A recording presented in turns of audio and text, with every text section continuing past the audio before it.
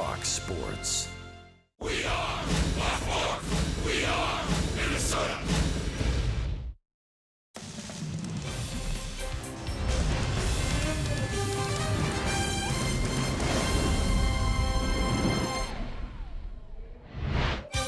Coming off a dominating 6-0 win in the series opener, the Twins look to make it now 5 in a row as they close out a quick 2-game stint with the St. Louis Cardinals inside Busch Stadium. Welcome to a perfect day for baseball, everyone. I'm Audra Martin. After starting the season surrounded by pretty high expectations, things quickly went south for the Minnesota Twins, but now they have turned things around. They find themselves on a 4-game win streak and have won 5 out of their last 6 games.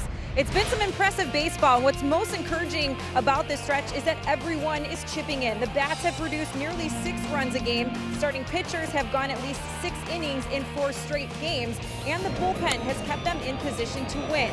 So have they officially turned a corner? The guys are still cautious but optimistic that things are certainly heading in the right direction.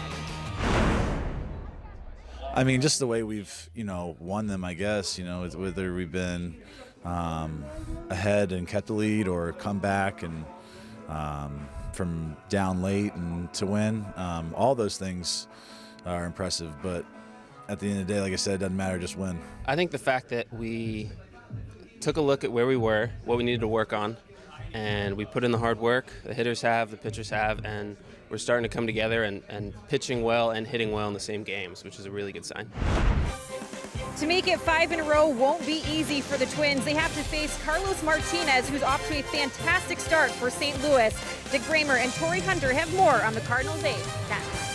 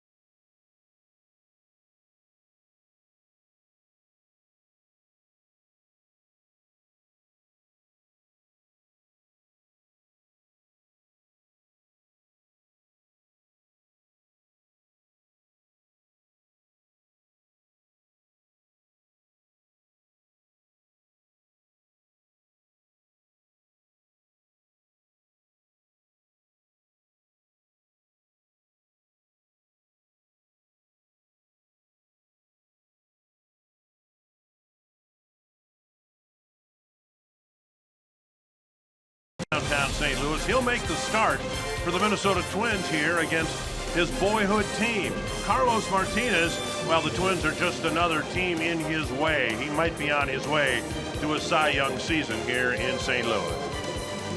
And we welcome you to Busch Stadium in St. Louis. Dick Bramer along with Torrey Hunter, who made it day game after a night game and all that. You know, one thing we expected coming into the season, based on what we saw at the end of last season, this Twins lineup was going to be a very productive lineup. Well, they didn't start out that way.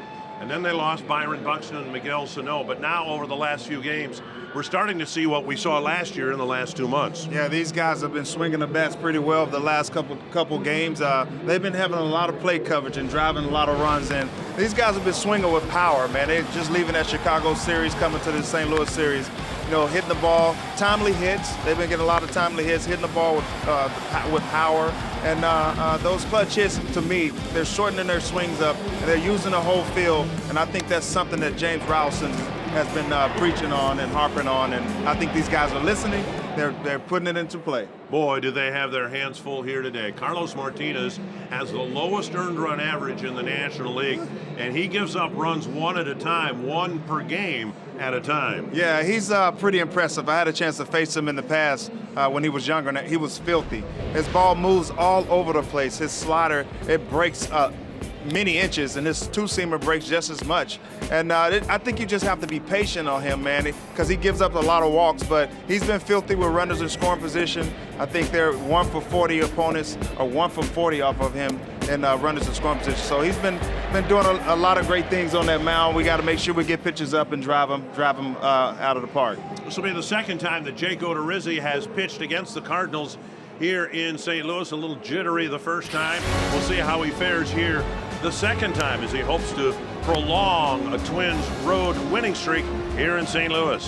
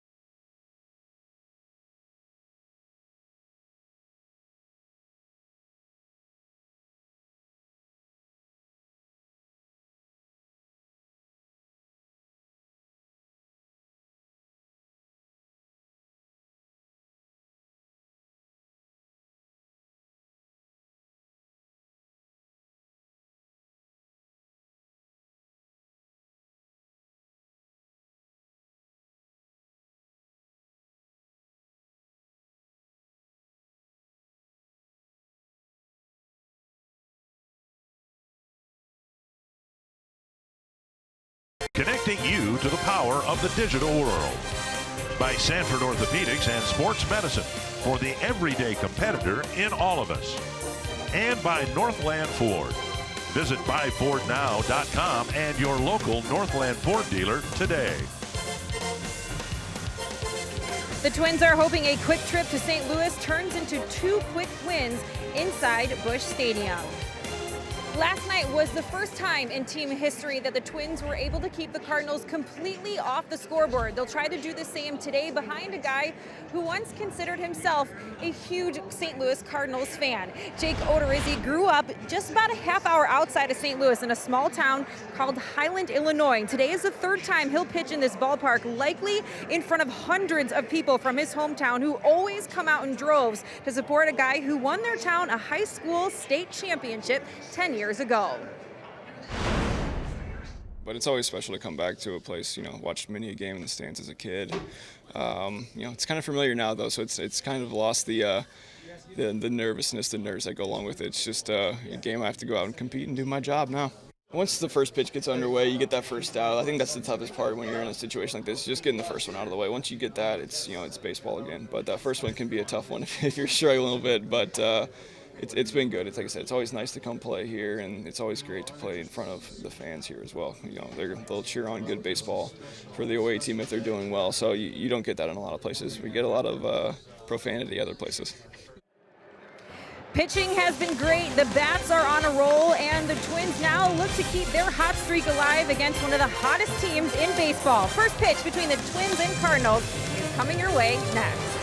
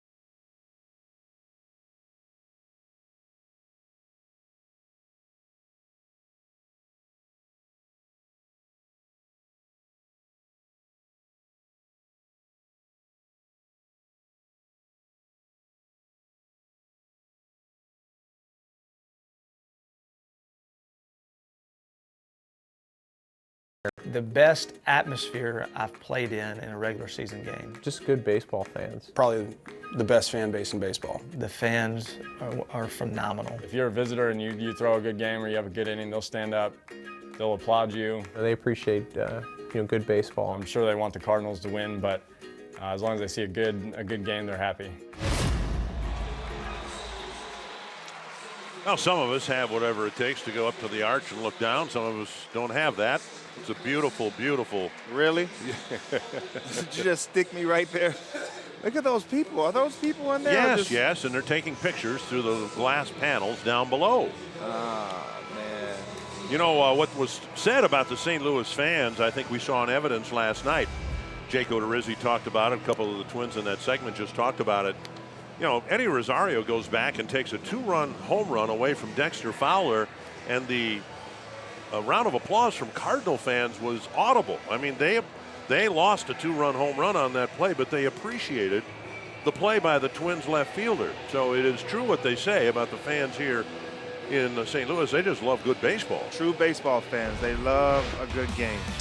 Well, there's an interesting Twins lineup today, brought to you by Menards. Logan Morrison is the leadoff batter, with Joe Mauer getting the day off. Twins have an off day on the schedule tomorrow. Brian Dozier batting second, Max Kepler, Eduardo Escobar, Eddie Rosario, Robbie Grossman, Mitch Garver, A-Ray Adrianza, and then Jake Odorizzi. And the home furniture starting pitcher for the St. Louis Cardinals, he is a good one. Oh yeah, He has a couple pitches. He mixes them pretty well, but they have a ton of movement. And I think the key for the Twins is just to get the ball up and be patient, because he's gonna have a lot of movement and get a lot of walks. Mike Matheny's got kind of a different lineup today as well. Marcelo Ozuna's in left, Harrison Bader is in center, Dexter Fowler in right. Some changes in the infield. Greg Garcia, Paul DeYoung, Matt Carpenter moving to second base, Jose Martinez at first, and Francisco Pena doing the catching here tonight. Beyond the question of why Logan Morrison is a leadoff batter, it's interesting why not Brian Dozier, and maybe today's lineup is an indication that Brian's return to the leadoff spot, if it happens ever again, is not imminent. Yeah, definitely. I don't understand it. I don't see how it's possible that he's leading off. I mean, he's like 10% walks. Up and away, ball one. Over 20% strikeout.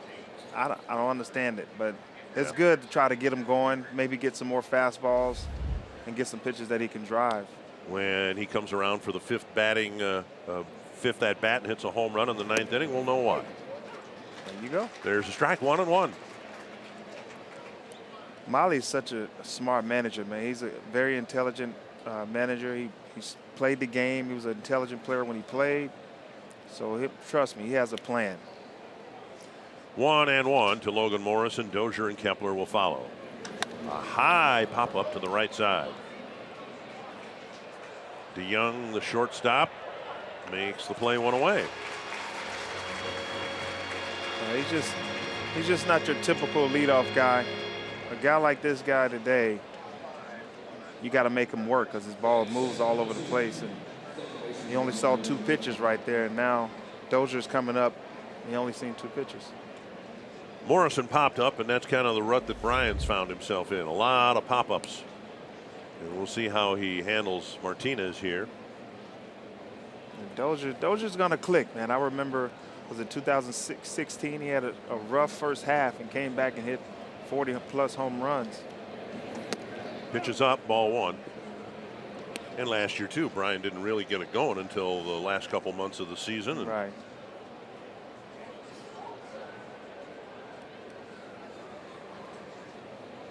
Down and away, 2-0. Brian, of course, capable of hitting home runs, and Martinez used to be capable of giving them up until this year. He gave up 27 home runs last year, which is a lot. Only 1 so far this year. Over the fence. On the ground to third. Garcia over to Jose Martinez, 2 down. Tough assignment. Here's our Pizza Ranch for the win. Torrey, how the Twins going to make it a 2-game sweep here? I definitely think you have to wait for your pitch. With all the movement that he has, the 2-seamer, the slider breaks down a lot. I just think you have to. The plan is to get him up. Anything up flattens out, and take advantage of that. So be patient, wait for your pitch, get the pitch up. Here's Kepler. A couple of hits in the ball game last night. And he takes strike 1.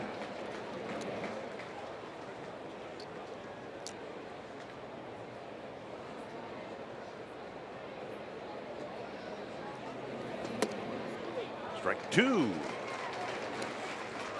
And Martinez has 97, 98, even 99 in the tank, but he will just spot his fastball, that one at 93, until he needs that extra velocity. A fly to left. And Ozuna comes in, fighting the sun, looking right up at him. The sun makes the catch. And Martinez has a quick 1-2-3 first inning.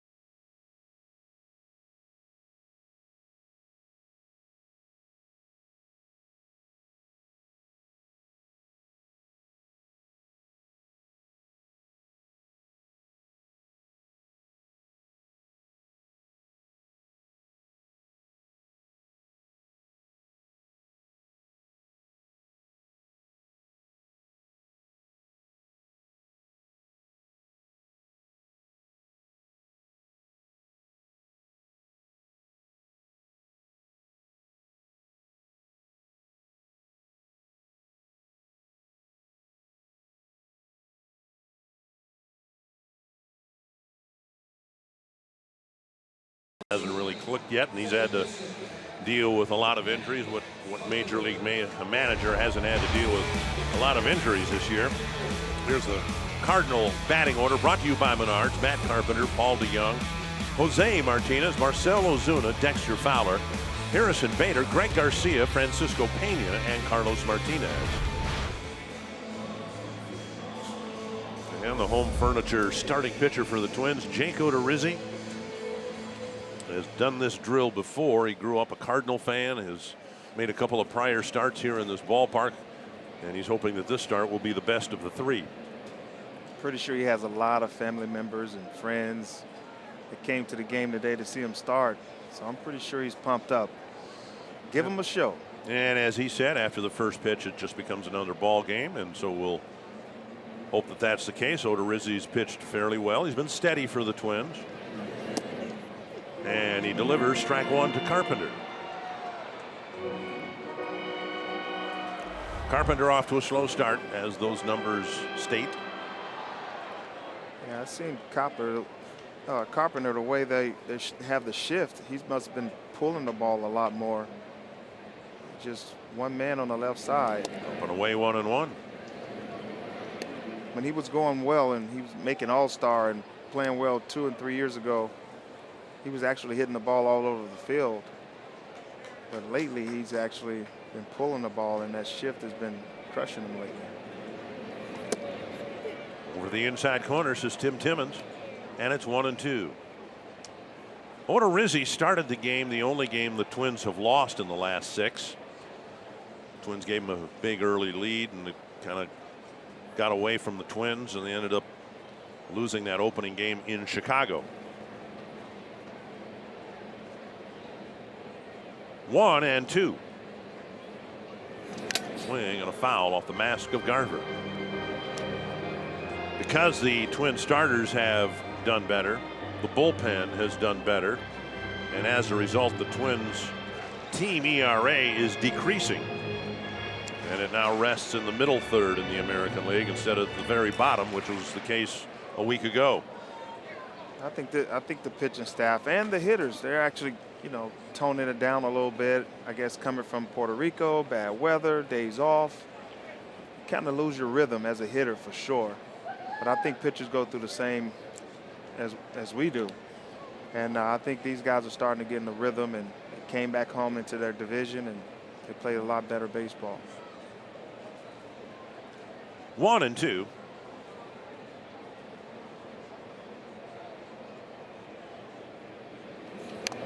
That is a fair ball, and Garver can flip it to first and get the first out of the ball game.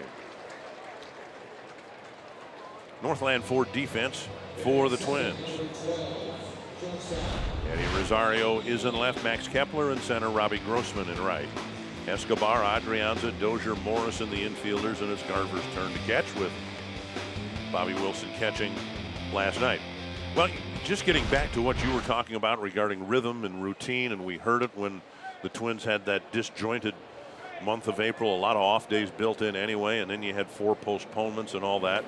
If you've ever been skeptical of what rhythm and routine can mean to a baseball team, just look at the current Twins 19 games in 19-day period. At the start of it, it was awful. Twins were swept in Tampa Bay, swept in New York, didn't play well against the Reds or the Blue Jays, but now on the back end of it, and it ends today. The Twins have an off day tomorrow. The Twins are playing their best baseball in part because they were able to get into that rhythm, and as ugly as it was at the start of that nearly 3-week stretch, it's sure looking a whole lot better at the end of it. Yeah, I mean, if you look at a guy who's on a disabled list, he get on a 10-day disabled list, he hadn't seen a pitch in 10 days. That's why they go on those rehab assignments, so they can find their rhythm before they get, hey, ball, you almost caught it. Back in your Golden Glove days, you'd have had them. No, I would have been on the ground.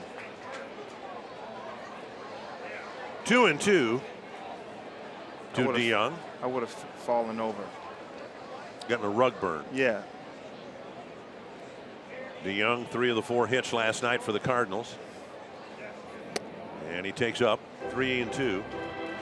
We've seen Odorizzi use that pitch effectively, maybe not that high, but he has succeeded with a high fastball, an elevated fastball out of the strike zone. There are a couple of Cardinal hitters that feast on that pitch, including the guy in the on-deck circle, Jose Martinez. 3-2. Lifted foul. Jake likes his cutter. He likes to hit that outside corner and get these guys to get the ground balls, or they force them to hit the ball the other way. On lefties, he likes to jam them with that cutter. Mariano Rivera had one of the best cutters in the game, and that's how he made his living. Another 3-2. Swing and a miss. And DeYoung strikes out, and that'll bring up Jose Martinez. Let's get today's scoop from Audra Martin. Well, guys, with Joe Mauer getting the day off today is the first time since 2015 that Logan Morrison is leading things off for his team. Paul Molitor said the decision is because it gives him more flexibility when it comes to the righty-lefty balance throughout the rest of the lineup. And Morrison says his approach is, if that first pitch is a strike, I'm swinging. And Kyle Gibson says Fernando Romero's impressive starts are a great thing for the rest of the starters. He says it brings a sense of friendly competition, which means each guy is going to be that much more motivated to elevate their own game, and that in turn is great for the rest of the team. And as you might expect, Lance Lynn has been a very popular guy these last 2 days. He's been busy doing interviews with local media, catching up with team employees, and he admits that he's a little bummed he didn't get a chance to pitch in this series, but he also made sure to tell the local media that the view from the ballpark is much better from the visiting dugout, guys. Well, Lynn will get a chance to pitch against the Cardinals in Minnesota next week, the way it looks. Twins have set up their rotation for the Angels series after tomorrow's off day. It'll be Barrios, Lynn, Gibson, and Romero. And then it would stand to reason that Odorizzi will make the start against the Mariners in the makeup game on Monday. And then Barrios will pitch the first game against St. Louis, and Lance Lynn would pitch the second game unless the Twins jumble the rotation for some reason. 2-1.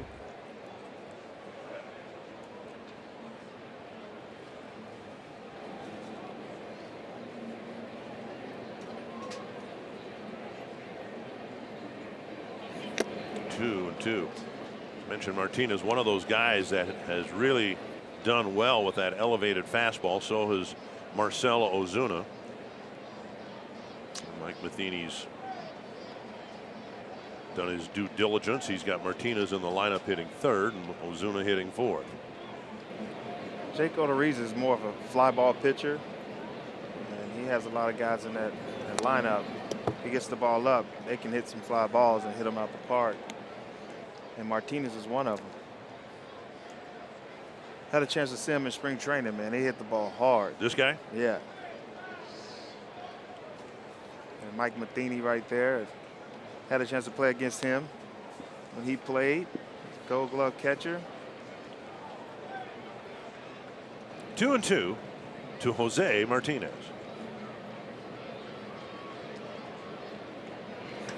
Driven hard to center field.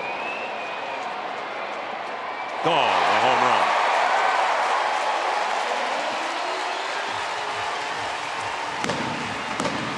And it looked like that was an elevated fastball. That was definitely an elevated fastball. Odorizzi is a fly ball pitcher, and this guy can really hit him out of the park. He loves a fly ball pitcher, so got a pitch he can handle. It was up, and he drove it out of the park.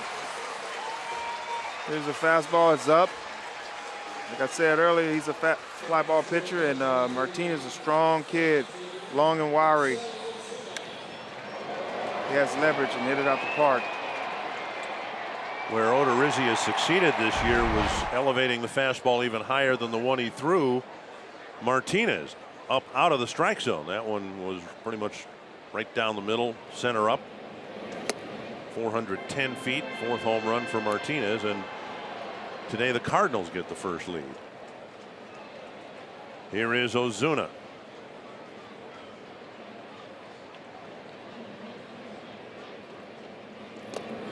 One and one. It's always, you know, like yesterday we came out and got 2 runs in the first, and you know, you ever tried to climb uphill? Yeah, all the time. It's pretty tough, huh? Mm-hmm. Well, that's why you want to draw blood first. Get the other team to work a little harder and climb uphill. Well, and I've always felt, because, you know, covering the Twins, when they play by National League rules, whoever scores first has just a huge advantage, particularly in the Twins case, because they're an American League team. They're not used to playing this style of ball. There's a strike called on the outside corner. That's why I was really gratified last night to see the Twins get a couple of first inning runs, because sometimes runs are so hard to come by for an American League team in a National League ballpark. You got pitchers who not only can't they hit, but they probably can't bunt real well either. So you've got essentially a dead spot in your batting order. It's kind of hard to build big innings or any inning at all if the inning starts with your 7th place hitter. There's an out coming real soon in that inning. Yeah, and that's why, you know, when you play interleague play, you come here to the National League, of course they're going to have the advantage. And then if you come to the American League, we're going to have the advantage because our DH is used to doing that. Popped up, Logan Morrison drifting near the foul line, crossing it, making the catch, and the inning ends. But Jose Martinez made it a 1-0 St. Louis ball game so far.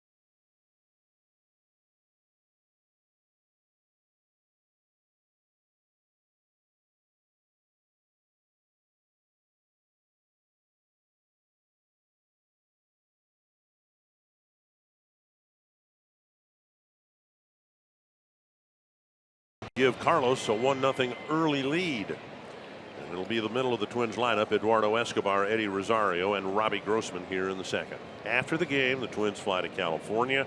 Off day tomorrow, first off day in about 3 weeks, and then 4 games with the Angels coming up before the Twins head home. Escobar's continued to produce in the cleanup spot. And he takes outside, ball 1.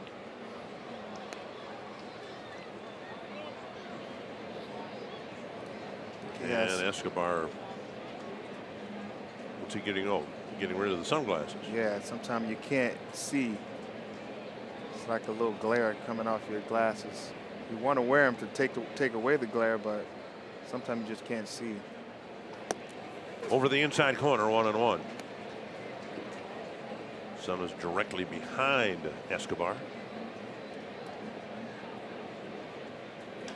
That's down the left field line, twisting to the corner. Ozuna has no play, and it's 1-2. Again, the Cardinals come to Minnesota for 2 games next Tuesday and Wednesday at Target Field. And there, of course, we'll play by American League rules, and I don't think the disadvantage for National League teams in American League ballparks is anything compared to the disadvantage American League teams have in National League parks. 2-2.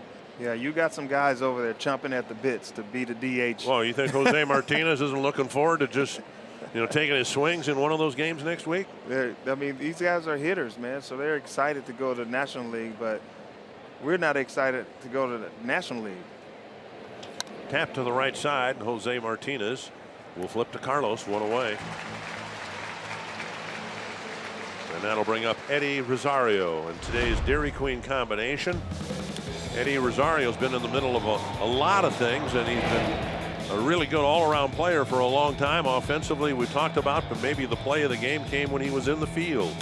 Yeah, he's very athletic out there in the outfield. That's why they moved him from the infield to the outfield, because he was the guy that can answer the call.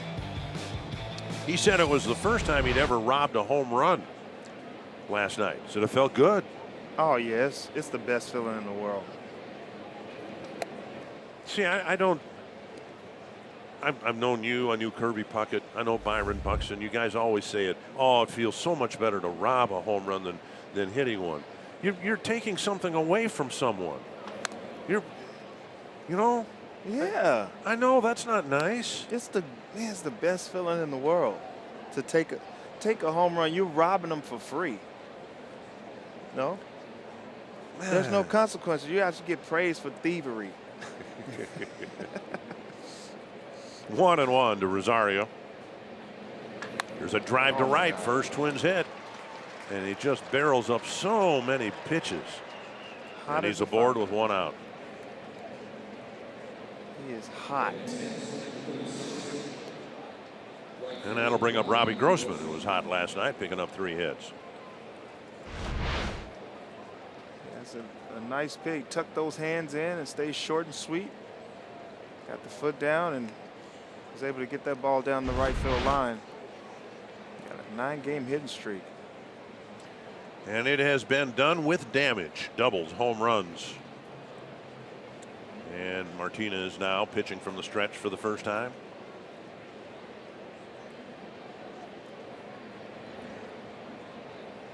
All right, so let's turn this around. You must have had home runs taken away from you, right? I definitely did. It's the worst feeling in the world. I have Mike Cameron in Seattle. I hit a ball and I thought it was a 3-run homer. Running around the bases, he took it away from me over the fence, and my heart just dropped. So I was like, is this the feeling that they have when I take one away? So I really got excited when I took a home run away, because I knew how they were feeling running around first base, and you're looking out there like, did he just catch my ball? Still remember Carlos Lee at the Metrodome. You took one away from him in a key spot. Center field. I remember that. I was sore for 2 days because I stretched up so high. My whole left side of my ribs were sore. 2-0 now to Robbie Grossman. Twins falling behind early, 1-0. Grossman getting a chance to play extensively because of the injury. First the migraines, then the broken toe suffered by Byron Buxton, who was out running the bases here earlier today. And everything seemed to go really, really well. Literally the last steps perhaps before activation. But while he was doing that, Tommy Pham was kind of doing the same thing for the Cardinals. And Tommy Pham's a great player. Yeah. He's a great athlete, but I felt sorry for him. How'd you like to be? There's 2 people on the field running the bases. You, and I don't care how fast you are, and Byron Buxton. You're always going to look slow in that comparison, right? Oh, no doubt. That's somebody you just, you know, I told Mike Trout, hey, I'll race you for $50. And I got everybody involved, and we got into the left field line, and I got on the line, and they said on the march, he said go, and I took off, and I just ran. He was just running really hard, and he beat me, and he says, I want my $50. I said, no, I'll race you for $100. Pay me 50. I didn't say I was going to win. I said I'll race you. So he chose not to ever do that again, and now he's doing other people that way. Is he really? Yes. Well, here's Mitch Garver with the walk following the single. Garver has a chance with a base hit to the outfield, maybe tie the game up. There's a breaking ball over strike 1. So the bet was you would race him, not that you beat him. Right. I said I would race you. I didn't say I was going to beat you for $50. Okay. So it's the wording. Mm-hmm. You have the fine print. Right. You got to be careful.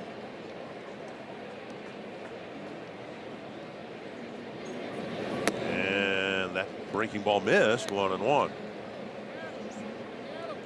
It's 2 breaking balls. And they're going to try to do something here to keep Rosario a little bit more conservative at second base. He bluffed his way toward third base, and now the second baseman Carpenter is going to be in the vicinity here. Some of the veteran hitters, you know, see Rosario jumping and moving, going back and forth, kind of messes up their sight at the plate. All the jumping he's doing at second base. Inside, and it hit him, and the bases are loaded. And now this is where Martinez, Carlos, has been so tough. And maybe the base hit led to a walk, and the little dance that Rosario did distracted Martinez a little bit. But Martinez, with runners in scoring position, has given up just one hit in 40 at bats. That's stiffening up. That's, you know, reaching back for a little extra. That's staggering. That shows what kind of pitcher he is. He's a bulldog of a pitcher. He digs deep when runners in scoring position. He has the pitcher hidden behind him, but the bases are loaded, so he has to go after Adrianza.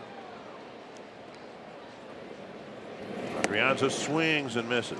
He has to swing. He has to swing at almost all the pitches. You don't want your pitcher to come up right here, but he's not going to walk him either. Adrianza's got to find a way to put the ball in play here with Odorizzi on deck. And just like that, it's 0-2. A single, a walk, a 2-0 hit batter, and all of that after the first out. This is what we were saying before. He'll ride along at 93, 92, 93, and then he will reach back for 97, 98. It's still there. He just needs it only now in an emergency. This is an emergency. Nice. A drive to right center field. And Bader makes a running catch, and a great at bat for Adrianza as he gets the game tied on an 0-2 pitch. Yeah, that was sacrifice fly. That was a great at bat.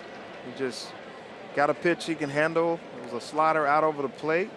Oh man, good at bat by Adrianza. Well, Martinez gives up a run to tie it up, and now Odorizzi. He had two seamers right here, and then he left the off speed up. You know, 0-2, you don't want to give up a pitch like that up 0-2. He waited for his pitch, and he was able to manufacture a run right there with a sacrifice fly to center. Quick response for the Twins. It's tied, first and third, 2 down for Odorizzi. I asked Jake about a week ago, so what type of a hitter are you? In kind of a sarcastic sense, I guess. He said a line drive hitter. He gave me a serious answer to a question that wasn't intended to be that serious. And then I saw him in the batting cage, and he was hitting line drives all over the place. But that was in the cage with pitchers throwing 55 miles per hour. 0-2 to Odorizzi. He's choked up on the bat a little bit, so. Got a couple of hits in his career, 3 runs batted in. Out in front of the breaking ball, and the inning ends. Rosario's single leads to a Twins run, and it's one apiece.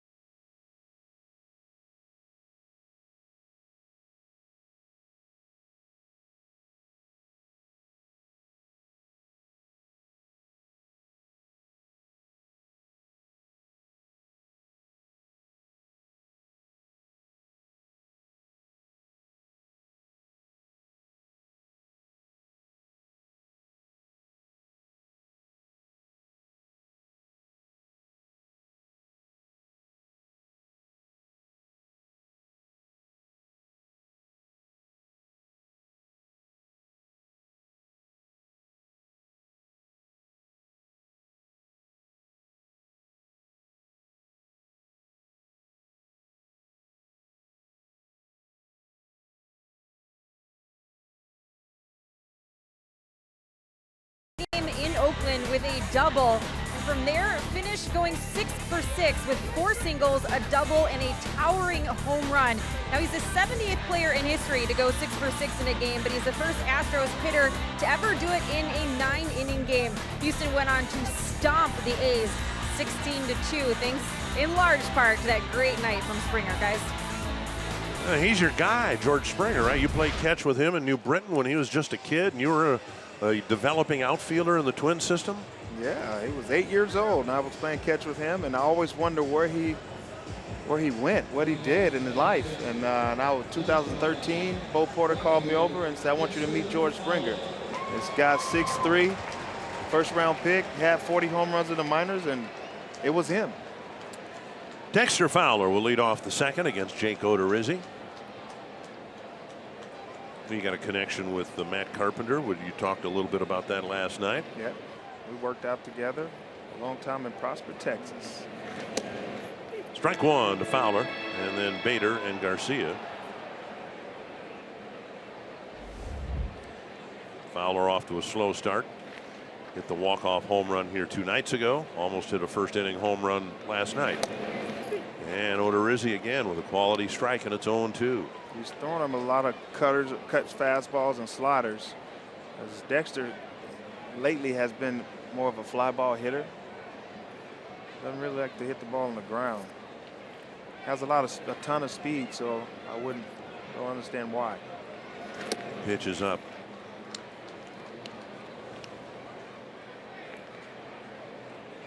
Fowler struggling from both sides of the plate, but really struggling as a right-handed batter. He's hitting only .034 as a right-handed batter. Something to maybe keep in mind. We get into the late innings, and the Twins might bring in a lefty to face Fowler and make him hit right-handed, where he's really struggling. Yep.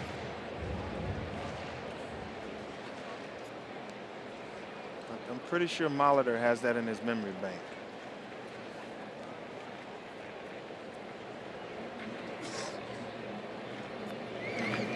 And down and in. And as we were saying regarding the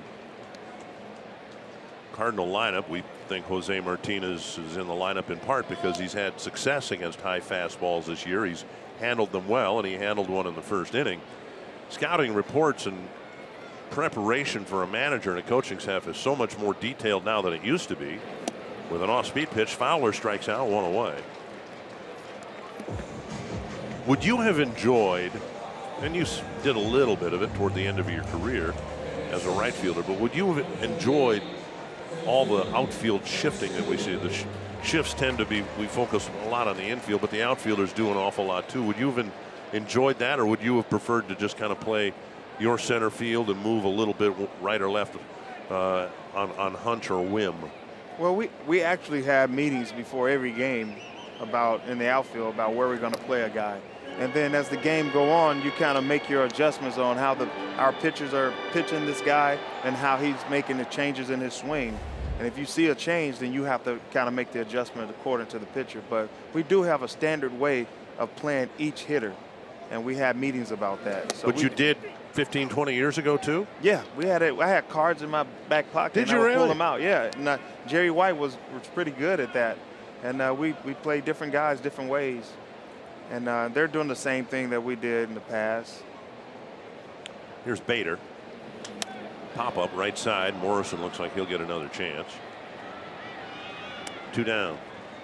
Well, we saw it again in Chicago when Joe Mauer was up, where the White Sox would play Mauer, the right fielder, closer to straightaway center than what you would think straightaway right field would. I mean, the right fielder way over towards center field with 150 feet down there. You guys never shifted to that extreme, did you? Yeah, we did on certain hitters. We have some hitters that never went to right field, so we would give them a right field line and put our right fielder in the center field gap, and I would shift all the way over to the left center gap, and then you have Jock Jones who would go all the way to the left field line. So we did have crazy shift on some guys who never went the other way.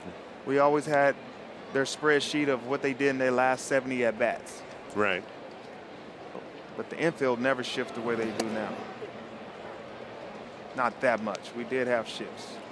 We saw in the Tampa Bay there's series when Logan Morrison was up. They legitimately had 4 outfielders and 2 infielders in the outfield turf. Pitch is low, and it's 2-1. The batter is Greg Garcia, the third baseman. When you think about it, it just makes sense. You know, Willie Keeler said hit them where they ain't. Well, the opposite of that, if you're defending a hitter, don't put fielders where the guy's not going to hit the ball. Right. Right? I mean, you've only got, 7 fielders out there, not counting the pitcher and the catcher. Why not put them where the hitter's more likely going to hit the ball? That's one thing, playing with Tom Kelly as a hitter, he made you go the opposite field and hit the ball and spray the ball everywhere. And when I see a team that might shift on me, I made the adjustment according to the way you played me. I was able to hit the ball the other way. If you had me pull on some pitchers are 2-seamers and it make you want to pull. But if I saw that shift, I would try my best to go the other way and get my hits. 3-2 to Garcia. And a foul back.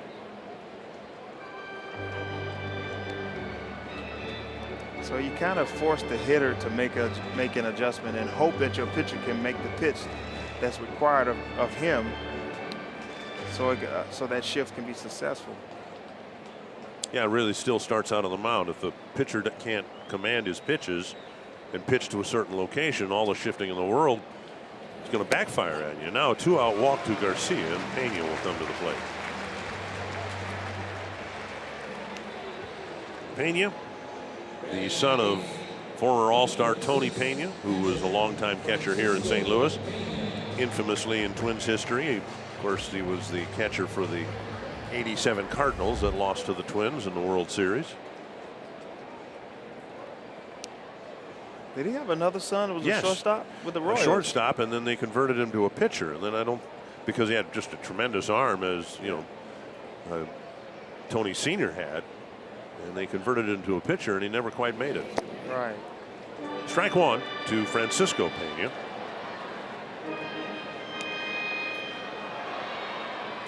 Big baseball family.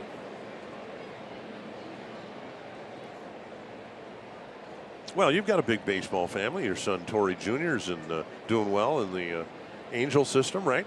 Yeah, Last he's doing week. well. And yeah, Burlington, Iowa, and I was in Cedar Rapids to see our A-ball team with the Twins, and actually had a chance to play against my son. Now, what a great coincidence that was. No, I'm pretty sure the scheduling had something to do with that, but he was at the plate, and I was like, boo, you suck. And he hit a home run. Did he really? Yeah, he hit a home run, and all the guys on the bench looking at me like, why did you say that? So it's kind of bittersweet.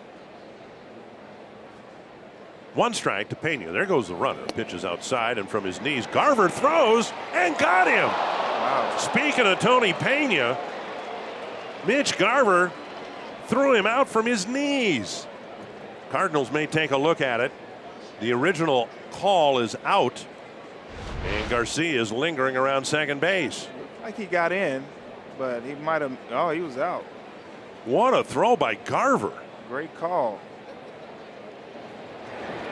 That was a great call. Great eye by the umpire. Mitch Garver from his knees channeling Tony Pena, and he threw him out.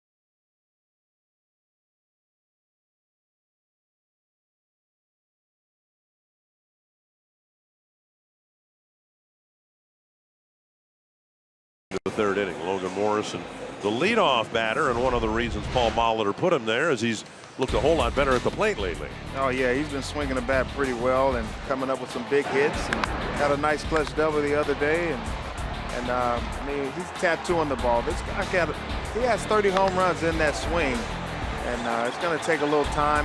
But you can see him making adjustments right now. And one thing I love about him, man, he runs the bases hard. Yeah. For a big guy, yeah.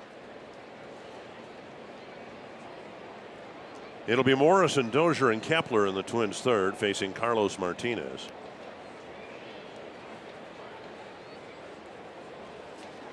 The only time this year that Martinez has given up more than one run in a game was in the opener on March 29th in New York against the Mets. He gave up 5 runs, 4 of them earned, and 4 in the third inning. Since then, in the 6 starts since then, he's never given up more than 1 run. 1-0 to Logan Morrison. Another pop-up in foul ground. Jose Martinez with the catch, 1 away. And before Dozier's at bat, May 15th is Scrubs Night at Target Field. A limited number of Scrubs Night theme night ticket packages are available that include a game ticket and Twins branded scrub pants. The Cardinals are in town that night. You can go to twinsbaseball.com/scrubs. Learn more about Scrubs Night and the theme night offer. One quick out in the third, and now Brian Dozier. With this two-seamer that Carlos Martinez has, I like to see Dozier get inside that thing and maybe shoot that to right center if he can, just to get himself going. Foul back. And it's 2 strikes. Dozier, of course, had the 17-game hitting streak at the start of the year and has really struggled since then. In the hitting streak, the hits came almost exclusively 1 hit at a time, 1 hit in a game. Down and away. But now the hits are really hard to come by for Brian. One of the reasons he's been moved out of the leadoff spot. First game back, the first game in the number 2 spot, he got 3 hits.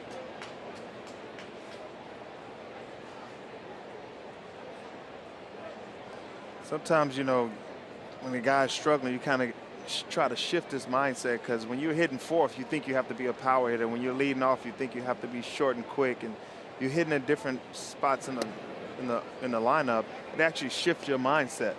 So I think it was good that Paul Molitor kind of got him out of the leadoff hole and put him in the 2 hole, just to shift his mindset and give him something different. 2-2. And now a full count with Kepler on deck.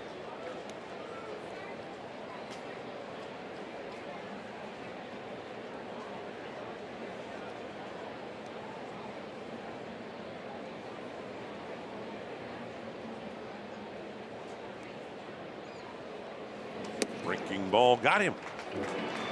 And Dozier knew it, 2 down. And with the bases empty, that'll bring up Max Kepler. He started him off with a lot of off speed, and he finished him with the off speed, kind of locked him up a little bit. He had the two-seamer earlier, but that slider right there seemed like it didn't break like it should have. It looked like it was going to back up inside and froze him. Kepler with a fly to left his first time up, and he takes down and in, ball 1. He has a ton of movement. Balls that are in the zone and out of the zone and out of the zone and into the zone. Those guys, us as hitters, we have a rough time making good contact, solid contact with the ball when the ball's moving that much. Kepler cracked his bat, and he'll get a new one. Sometimes your two-seamer works. This two-seamer is working, and then sometimes it stays straight, and you see the two-seam.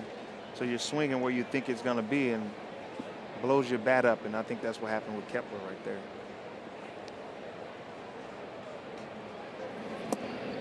Just outside at 91.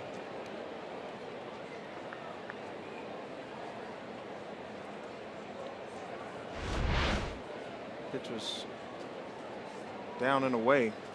Good pitcher's pitch. You don't want to swing at that, though.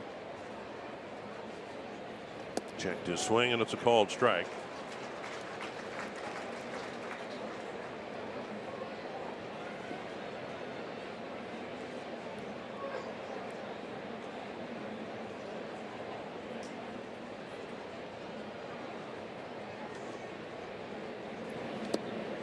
We don't know whether the Twins will face Martinez again next week in Minnesota.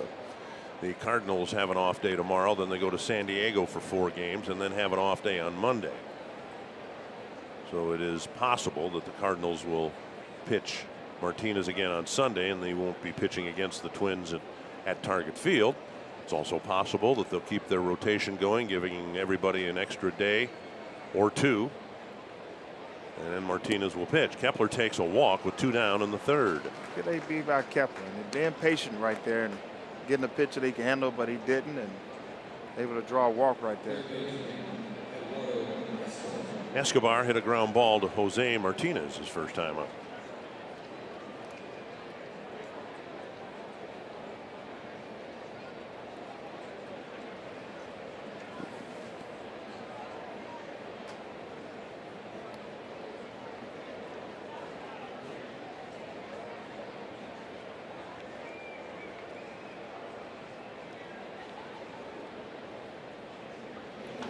Pulled foul. Ooh. That hopped into the Cardinal dugout. Right by Willie McGee. One of my favorite players, man, coming up. He was a fast runner, great base stealer. I think he's the outfield coach here. Base running coach. A lot of wisdom. Seek it. Cardinals had some really exciting teams in the 70s into the 80s, and guys who could just flat out run. McGee, Vince Coleman. Yeah. A lot of speed demons in Cardinals organization back then. Where we lived in central Missouri for a time, we were proud of the fact that Arnold Bake McBride was a Fulton native, and he starred here, was a National League Rookie of the Year for the Cardinals. Fly ball down the right field line, and Dexter Fowler in fair territory makes the catch, and the Twins are done on the top of the 3rd. It's still 1 apiece.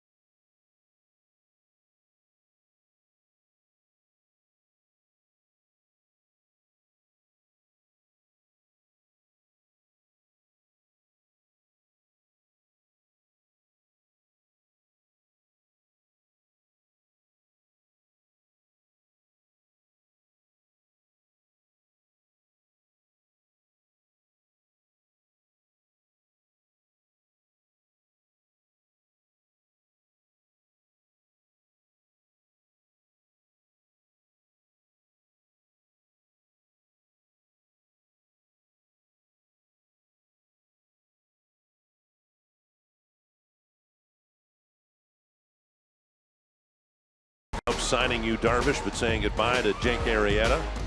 Cardinals got Marcell Ozuna from the Marlins after his 37 home run season for Miami. Disappointing Pirate fans.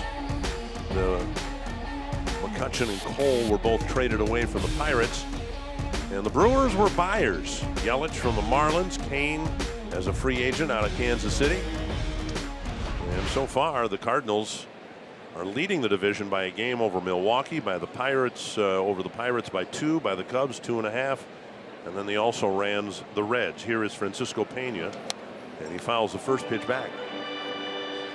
I think St. Louis, with those acquisitions, I think St. Louis had a pretty good offseason with Ozuna coming over. But I think Milwaukee has done some great things too with Yelich. I think he's going to win the batting title one day. Really? Yelich. And with Kane over there in center field, veteran guy who's won already, bringing some winning ways to Milwaukee. And they're in second place right now. That's to center. And Kepler plays it on a hop. So Pena singles, and Martinez might be asked to bunt, but he can swing the bat pretty well too. Carlos Martinez can swing the bat. Darvish put on the disabled list because of a virus. That's our Sanford Health injury report. Hadn't been pitching well at all, as the bottom numbers suggest. 6 starts, an ERA of 6, and the Cubs are into him for a 6-year deal. Of course, the Twins were interested in Yu Darvish. And now Carlos Martinez having a chat with Jose Oquendo. Martinez 3 for 15. He's hit a home run already this year. 6 strikeouts. But you got to ask him to bunt here, don't you? Yeah, you got it. You have to bunt. It's 1-1. You know, I think they just have to bunt right here. Get him over. You don't want to allow him to swing and get a double play in this. Squaring and laying it down. Garver looks at second base, has plenty of time. And a sacrifice advances Pena to second. It's actually a pretty good bunt. You know, one thing about National League pitchers, they can bunt because that's all they work on is bunting. Second sacrifice bunt this year for Carlos Martinez. He squared up, bat head up, and made the bunt. Didn't try to run before he bunted the ball. That was a sack bunt, so you have to sit there and wait till the ball is off the bat. Great technique. And doesn't sound like much, but he did a nice job not stepping on the baseball, running out of the box. Here is Matt Carpenter with Pena at second and 1 down. Carpenter in a little nubber in front of the plate, not too much farther than Martinez's bunt, and Garver threw him out. Ball 1.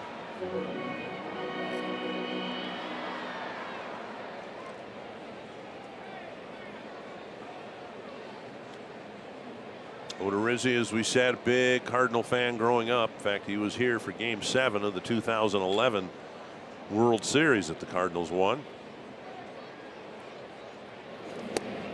Strike on the outside corner. Who else is on the team that had experience of the World Series in 2011? Is it Matt Carpenter and Wainwright? Yeah. Waka? And Yadier Molina, but he's on the disabled list. Yeah. Still some core guys here. It's probably why they're in first place right now. 1-1 to Carpenter.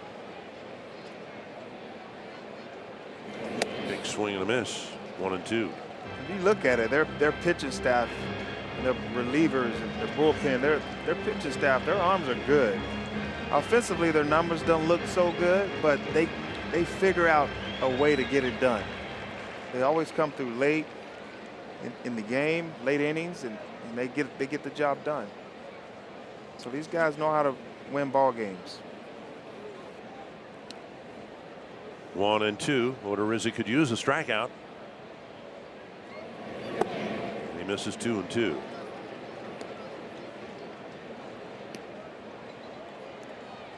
Pitch number 50 for Odorizzi.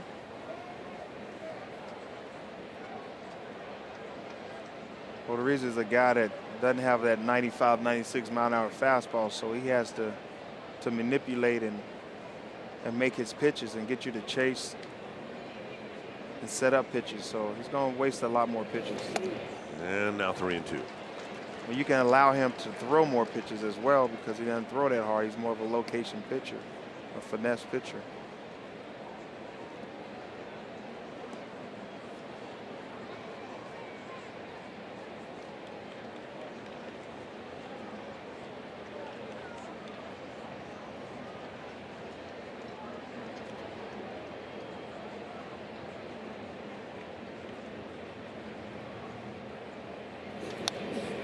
pitch up, and he tried to hammer it into the seats and right. Peeled it back. Still 3-2. Like I said earlier, Matt Carpenter is more of a fly ball hitter when you have a fly ball pitcher. So you can tell that he's trying to lift and separate.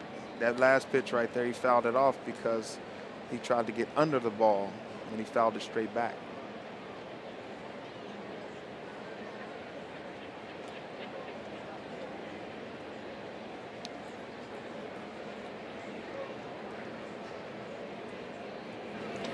That's to center.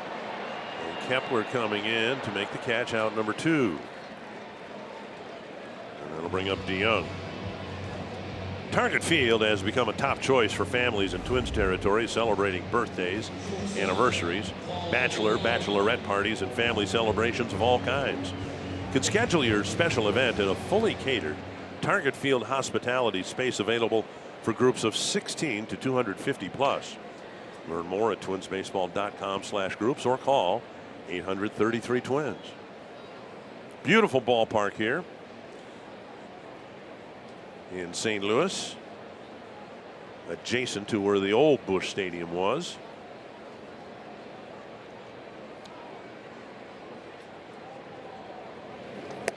Just outside, ball 1. Just amazing stadium, man. And just see Big Mac land over there, and you can see the downtown, the arch that I won't go in. That's on my bucket list, to get you up the arch. Your bucket list it's going to be a long time before you fill that list. 2-0. A base is open, but Jose Martinez is on deck, and Martinez has already homered against Odorizzi today.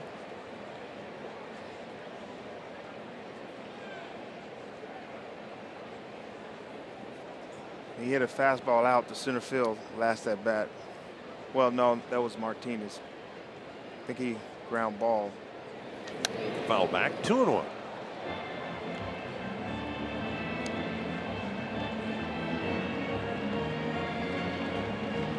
Martinez looks focused, but I bet you won't get a fastball. You're definitely going to get off speed. Let's see if you can hit that. Let's see if Odorizzi can face him leading off the 4th inning. That would be nice. 2-1 to the Cardinal shortstop.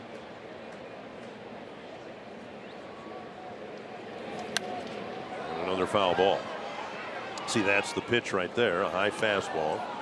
And most hitters now have a tough time getting on top of that and driving the ball and lifting it. Yeah, I mean, like I said, the launch angle, you know, it's good for some people, but I think everybody can't hit with the launch angle. And I heard Josh Donaldson say he launches the ball. If you look at his swing, it really has no launch. It actually goes through the ball, and then it launches actually through the ball. But you can't go after it with the launch. And a nice recovery by Odorizzi. He strands Pena at second base, and we head to the 4th. Still tied at 1.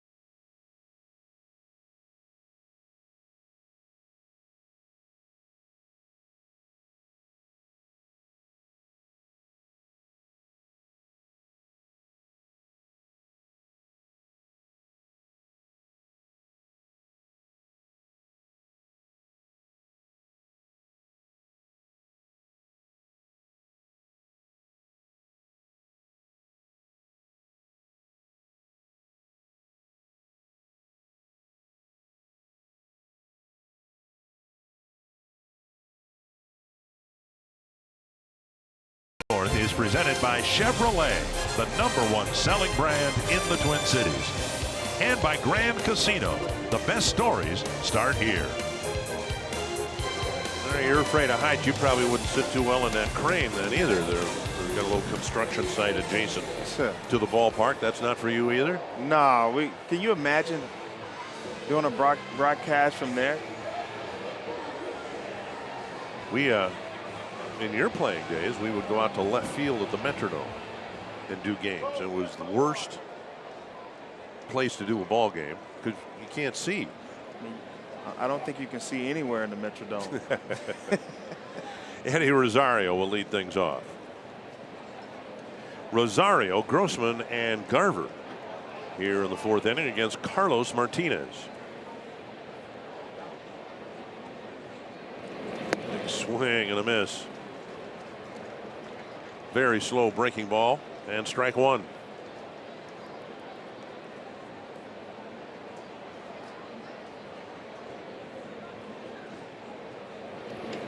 That's to short center, and Rosario gets his 2nd hit against Martinez. That's how hot Rosario is. The Twins have 2 hits against Martinez, and Rosario has them both. He is smoking right now. Anything he touches turn to gold. Touch my bank account. Grossman last night, 3 hits and a walk already today. Yeah, Grossman has been swinging the bat pretty well. Been getting some pitches that he can handle. And I mean, I tell you, he has a great eye, but when he gets hot, he's beautiful.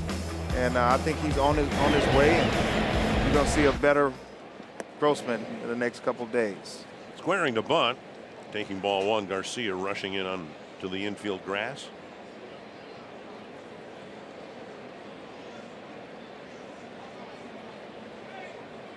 Grossman is able to do a lot of things. He can hit and run. He can bunt. Do anything you want him to do. And now outside, 2-0. It's a big hole over there on the right side. First baseman's covering. Be nice to pull it in that hole over there. That's what Tom Kelly would want you to do.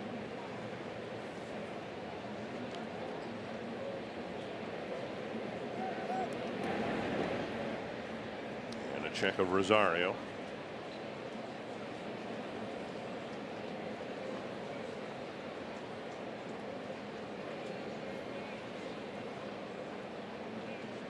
As a hitter, in your mind, you're thinking, just don't hit a ground ball.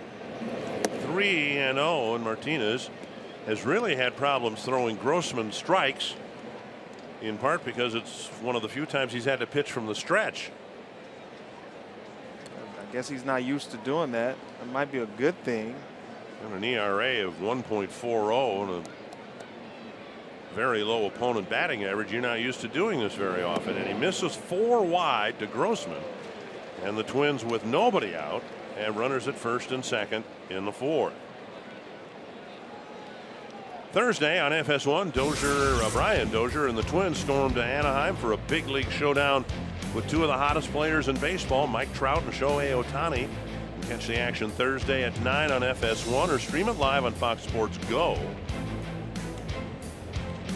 Good friends C.J. Nitkowski and Mark Gubaza will have the call. Which means you and I have another off day. We have 2 off days in Anaheim. Wow, I don't think I know what to do with myself. Play golf. Are you a golfer? Yeah, I guess I consider myself a golfer. No, I consider myself Tiger Hood. I hit houses and run. Here's Mitch Garver, hit by a pitch when the Twins tied the game in the 2nd.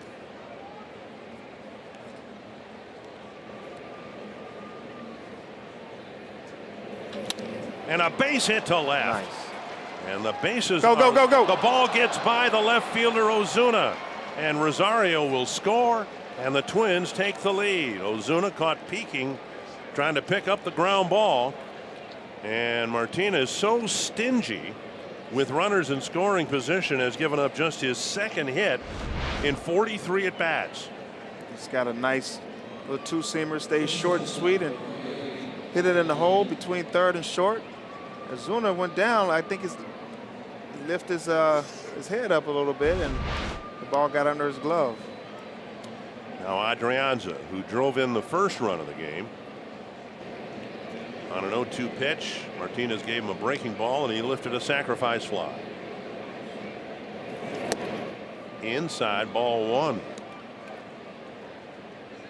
It's kind of like you have to swing the bat right here. You got the pitcher hitting behind you. You don't really want him to get up, so that's why the 8th hitter is like more of an aggressive hitter than anybody.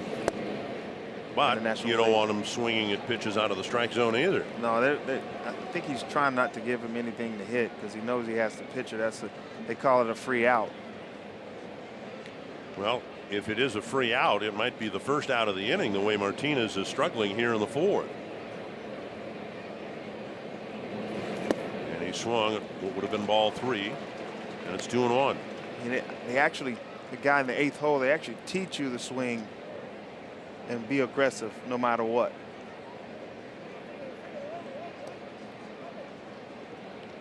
And that's why he swung at that 2-0 pitch right there. And Martinez knows it. Tap foul. And it's 2-2.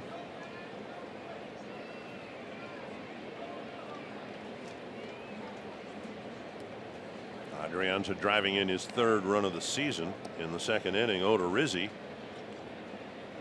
hoping to help the cause. Has to stay short right here and make some contact. Foul back.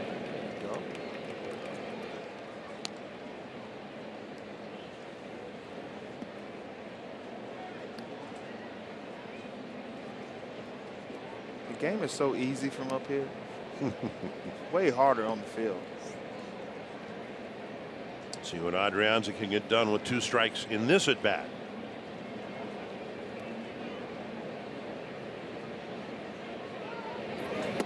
Nearly to the backstop. 3-2. I think that's a setup pitch. If I was hitting a 93-mile-an-hour fastball up, I think it's a setup pitch for something else off speed. Full count. Runners will stay put.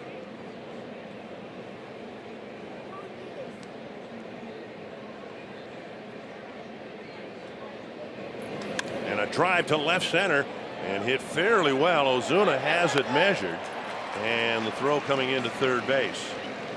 Oh, Adrianza put it in play, but it's an out, the first out, and that'll bring up Odorizzi. It was a good at bat by Adrianza.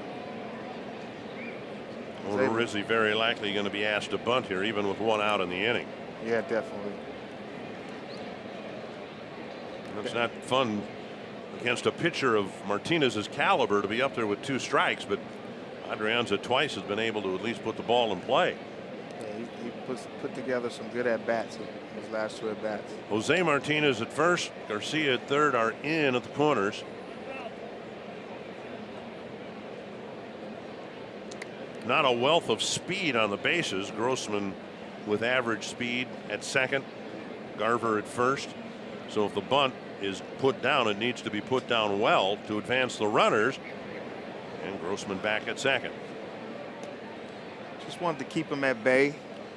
Well, this is what you can do when you know a bunt is coming, though. You can take the second baseman and essentially have him play the bag like a first baseman would.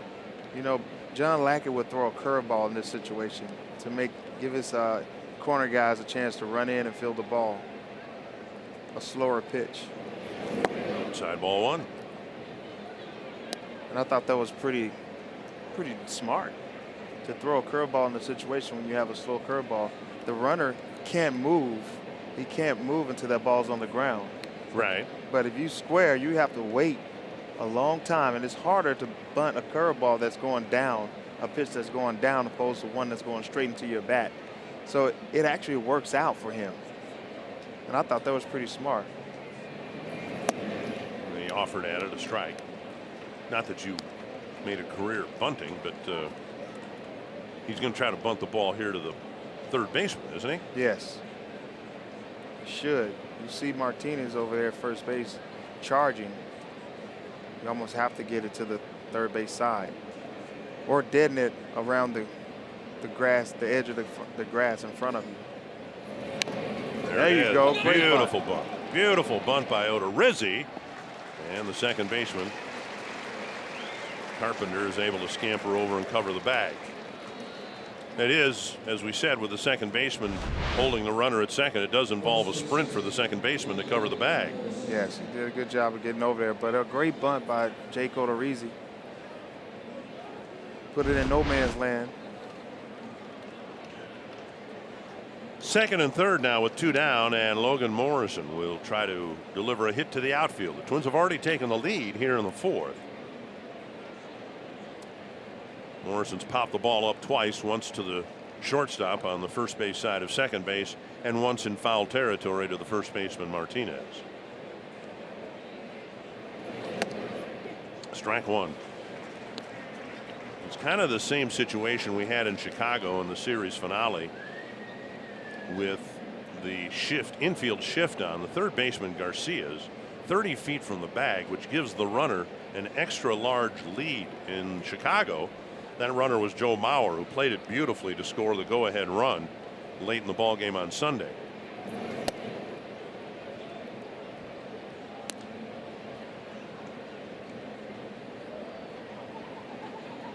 One and one to Morrison. You can see how far away from the bag Garcia is, and that means Grossman can get an extra large lead at third on a pitch in the dirt that rolls just a few feet away from Pena. Yeah. That might mean the difference between a run scoring or not. A drive to right. It is hit a ton, but it is foul. And Morrison knew it. He never left the left-handed batter's box. Yeah, TK would get upset. We'll run up there and to the top of the steps to see if the ball's fair or foul. He said, all you got to do is watch the hitter. He knows. And he just sat there. Just a long strike. 1 and 2. Usually when you pull the ball that far, they rarely double up inside. That'd be smart to do, but usually an off speed comes after that. And a nice catch by the catcher Pena. 2 and 2. He tried to double up. He came inside. He just missed his spot. The catcher set up inside. He just missed his spot. So he was definitely trying to double up right there.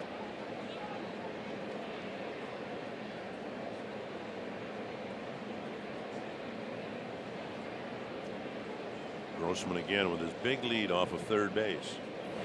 Missing inside 3 and 2. Dozier on deck. Doesn't have to give him anything to hit. I mean, there's a base open. There's a righty hitting behind him. He can definitely give him something up and away, change up, get him to chase, and go after Dozier.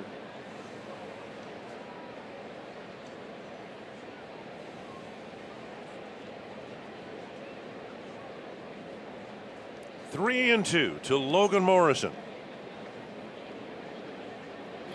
Tap to the right side. Easy play for Matt Carpenter. Twins leave 2. They score 1 on the Cardinal error, and they take their first lead this afternoon.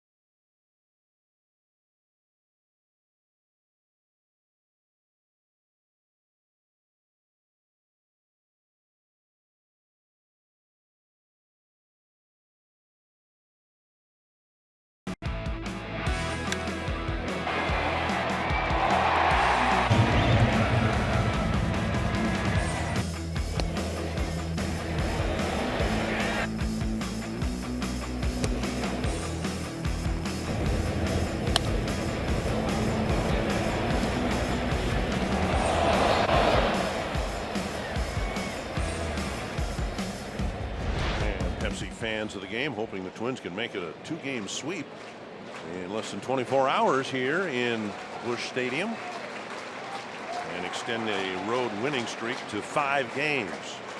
Jose Martinez homered to center against Jake Odorizzi. There's a breaking ball, predictably wide of the plate. Martinez got an elevated fastball and crushed it over the 400-foot sign in center. I see him getting a steady diet of off speed.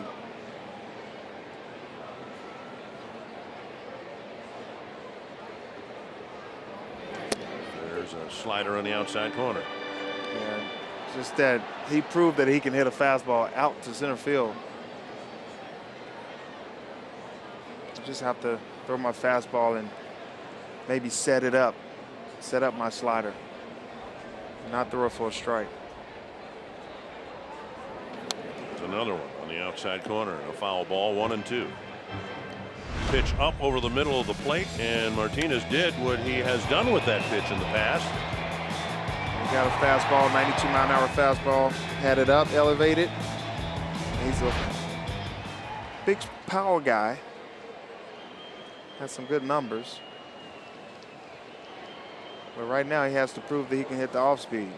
Prove he can hit that fastball, keep throwing the slider. That might have been the split change. Down low, and it's 2-2. Third time that Odorizzi's taken the mound here at Busch Stadium. And now he's got a 2-1 lead.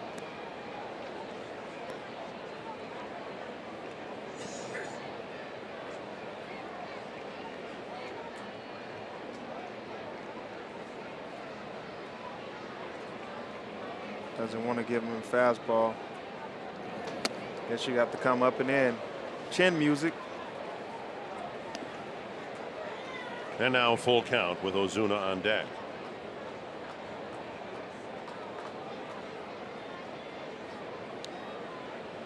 You don't want to throw the fastball. You have to just show it to keep him off the off speed, and hopefully he finishes him with the off slider right here.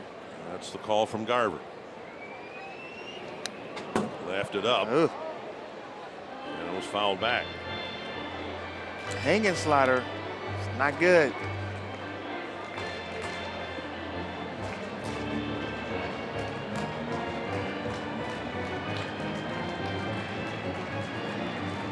This run of good baseball, the Twins have regularly gotten 6 innings from their starter. Odorizzi's pitch count starting to climb a little bit here, looking for his 10th out of the ball game.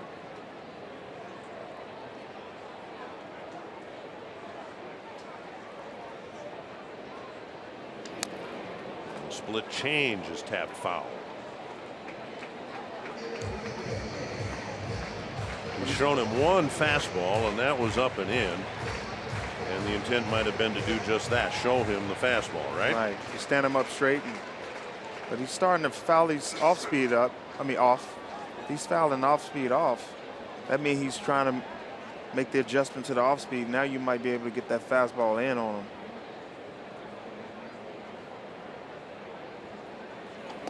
And he missed inside with a fastball. A leadoff walk here in the 4th.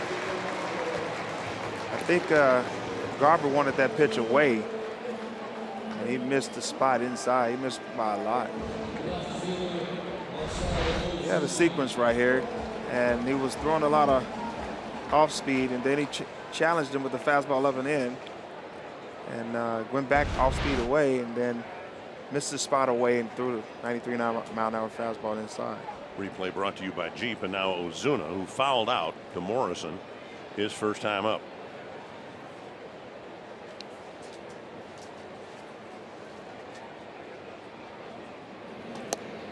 On the outside corner, a strike. Odorizzi's gotten a couple of ground ball double plays this year, but as Torrey mentioned, more of a fly ball pitcher. Ozuna has a lot of power, and he's known for hitting balls out of the park. He had 124 RBIs last year.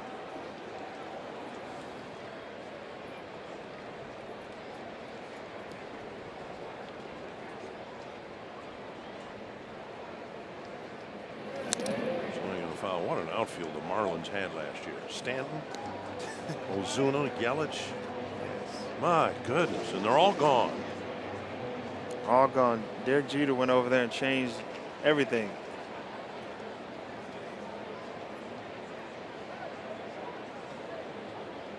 I could see Giancarlo Stanton going to the Yankees, him dumping that contract. Yelich, I can't see. He's going to win a batting title, and he's a Gold Glover. Outside, 1-2. Great pickup by the Brewers. Yes. Who are right on the heels of the Cardinals. It's going to be a really fun division. We're going to be locked in, of course, on what happens in the American League Central, but the National League Central is going to be a really fun division to watch. 4 teams right now above 500. 1-2. And a foul back. Pittsburgh not too far behind. Pittsburgh's 2 games back. Cubs at 17 and 15, 2.5 back.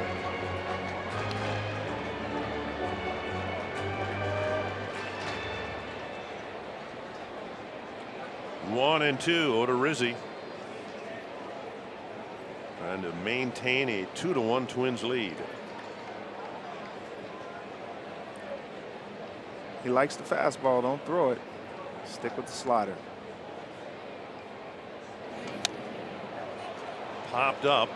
Morrison with the call again, and he makes the catch near the Cardinal on deck circle, and Ozuna slams his bat down into the grass. Really upset that he may have missed his pitch. 1 down.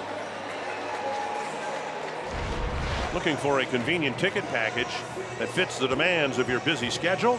The Flex Plan gives you a bank of 20 tickets to use during the season any way you choose. You can go to 10 games with a friend, 20 by yourself if you have no friends, or 1 with 19 friends, or any combination in between. The Flex Plan gives you the flexibility to choose only the games you wish to attend, all the way up until the first pitch. Learn more at twinsbaseball.com/flex. Torrey Hunter, you got a lot of friends. If you were to buy the Flex Plan, I'm guessing you'd burn them all up in 1 game, right? You and 19 friends. Man, I don't have a lot of friends. I got associates. I only have one, 2, or 3 friends. Oh, is that right? Yeah, man. You can't put everybody in your friend column. They're special. 1 strike to Dexter Fowler. Associates, huh? Yeah, associates. Then you got assignments, and then you have friends. Assignments are people that are supposed to be in your life or you're supposed to be in their life. Associates are people you just deal with every day. Friends are somebody that tells you the truth when you don't want to hear the truth. Like I tell you the truth all the time, no matter what you think. So that means we're friends? Yes. Okay. You made it. Good. Wow. Somehow out of all that, I got a compliment. Outside of ball. That should help someone. You know, this is fun for me. I mean, I remember working with you, working with Justin Morneau, all the different great Twins that I get to work with. I mean, I'm a Twins guy. I have been my whole life. I just this is a treat for me to be able to work with all you guys. Worked with Harmon Killebrew years ago. Jim Cott. Swing and a miss by Fowler, and it's 2-2. All the guys you're naming is good, great personalities. Yeah, good but great guys. players too, and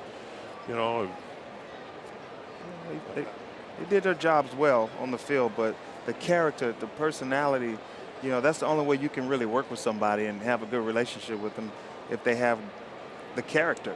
And you just named some really good character guys. Well, think of it. 58 years we've had Twins baseball in the region, and we've had so many great players, but to use your term, yeah, great characters, great people.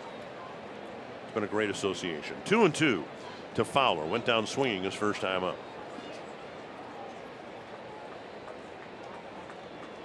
Fouled back. You see how he just fouled that fastball? It's up and away out of the zone, and he jumped on the fastball. And that's probably why he has a little struggle in this first half of the season, because he's getting a steady diet of off speed. He has to try to make that adjustment because he's jumping on that fastball every time he sees it. He's out in front sometimes. 2-2. That means he's cheating to the fastball. Lifted foul and back into the seats.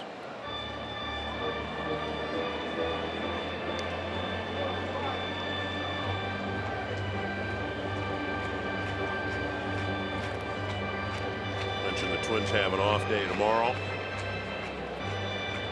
And the Cardinals do too. They'll fly to San Diego to take on the Padres. We have an off day. What are you doing? I may go down to San Diego and watch the Cardinals and the Padres. You don't get enough of baseball. Is there such a thing?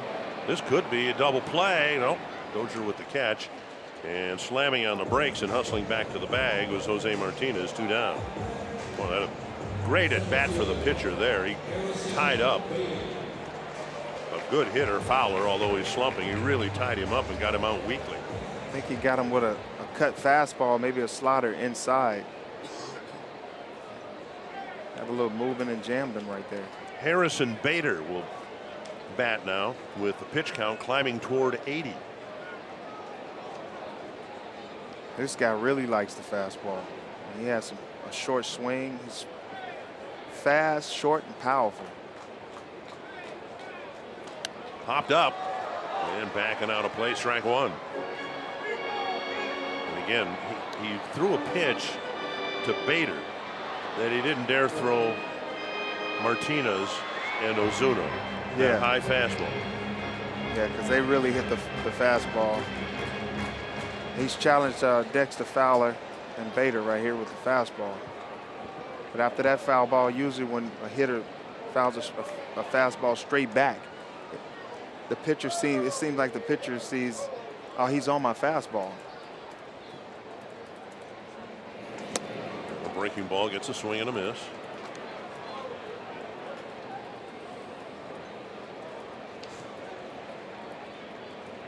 I think he wastes another slider.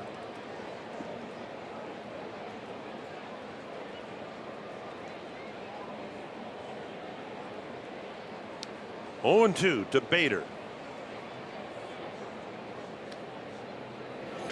Grounder to third. And that ends the inning. Another good inning for Odorizzi, and he's got a 2-1 lead.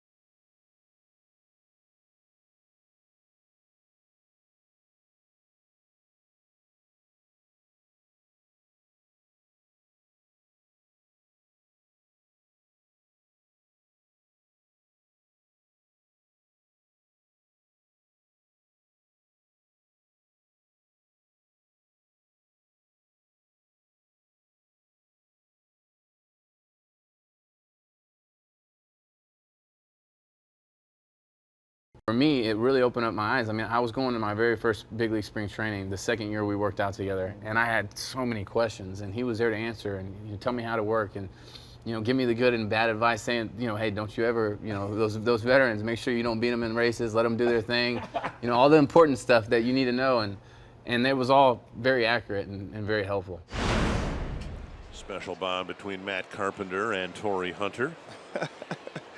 Yeah, he's a guy. He asks a ton of questions, and he want to know everything. And the reason why he got here is because he put all those things to work and applied it to his career and his life. And he was able to have a pretty decent career. He's an all-star, World Series champ, and really loved here in St. Louis. Brian Dozier tries to bunt his way aboard, bunts it foul, 1 strike. It'll be Dozier, Kepler, and Escobar against Carlos Martinez here in the 5th inning. Bobbled at third by Garcia, and Dozier will reach on an error. To Hopper to the backhand side of the third baseman. Here's a swing, kind of came around the ball. You can see where Dozier's bat head is coming out of the zone. He's coming around the ball. He's creating a lot of top spin and beating the ball on the ground. Because this is such a great baseball community here, the official scoring is very good here in St. Louis. In some markets, in some cities, that might have been ruled a base hit, but not here in St. Louis, because they've got a very educated baseball community here, and they had to give Garcia the error there because he deserved it. Yeah, these guys are pretty much baseball gurus here, so they know what's an error and what's a hit. That was definitely an error. What I don't understand is in Baltimore's kind of the American League version of St. Louis in terms of it's a great baseball city, very knowledgeable fans, at least that's my interpretation of it, but the official scoring in Baltimore is not very good, hasn't been for years. 1-0 to Max Kepler, in my opinion. Well, I also think we're at home and Dozier hits that ball. I would like home cooking. No, really? No? Yeah. Well, you'd like it, but you don't feel like you deserve it, do you? No. There's a high fly to right, playable for Fowler. In fact, he's got to rush in a little bit to make the catch, 1 away. And now Eduardo Escobar. Escobar 0 for 2.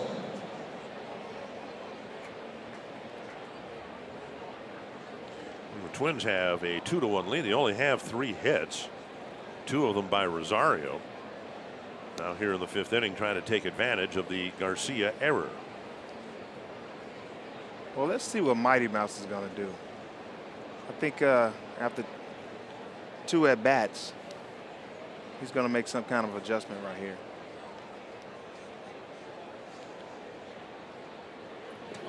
Down and in, ball 1. His first 2 at-bats, he swung at the first pitch. He just made the adjustment. He didn't swing at the first pitch.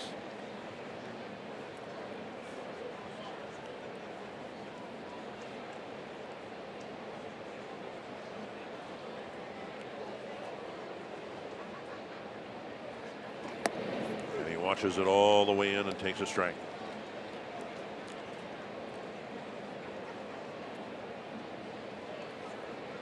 One of the runs,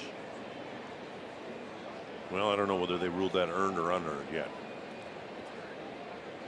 An earned run, I'm told. So it's the first time Martinez has given up more than 1 run, earned or unearned, since his opening day assignment on March 29th.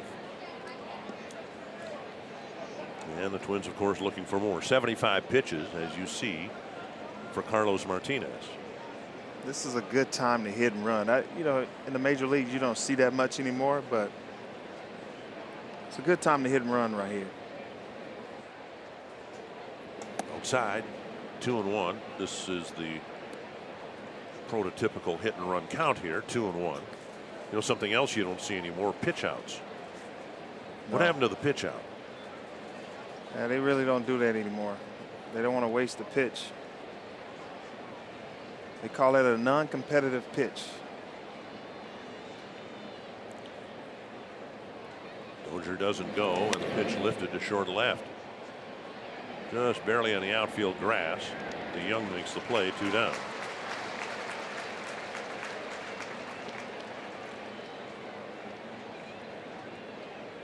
Welcome back to Twins baseball, where it's a Tria Tuesday.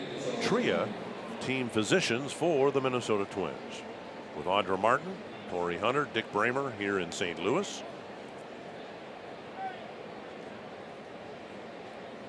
And Eddie Rosario, who has 2 singles. He scored 2 runs. And rare is the game lately where Eddie doesn't have at least 2 hits.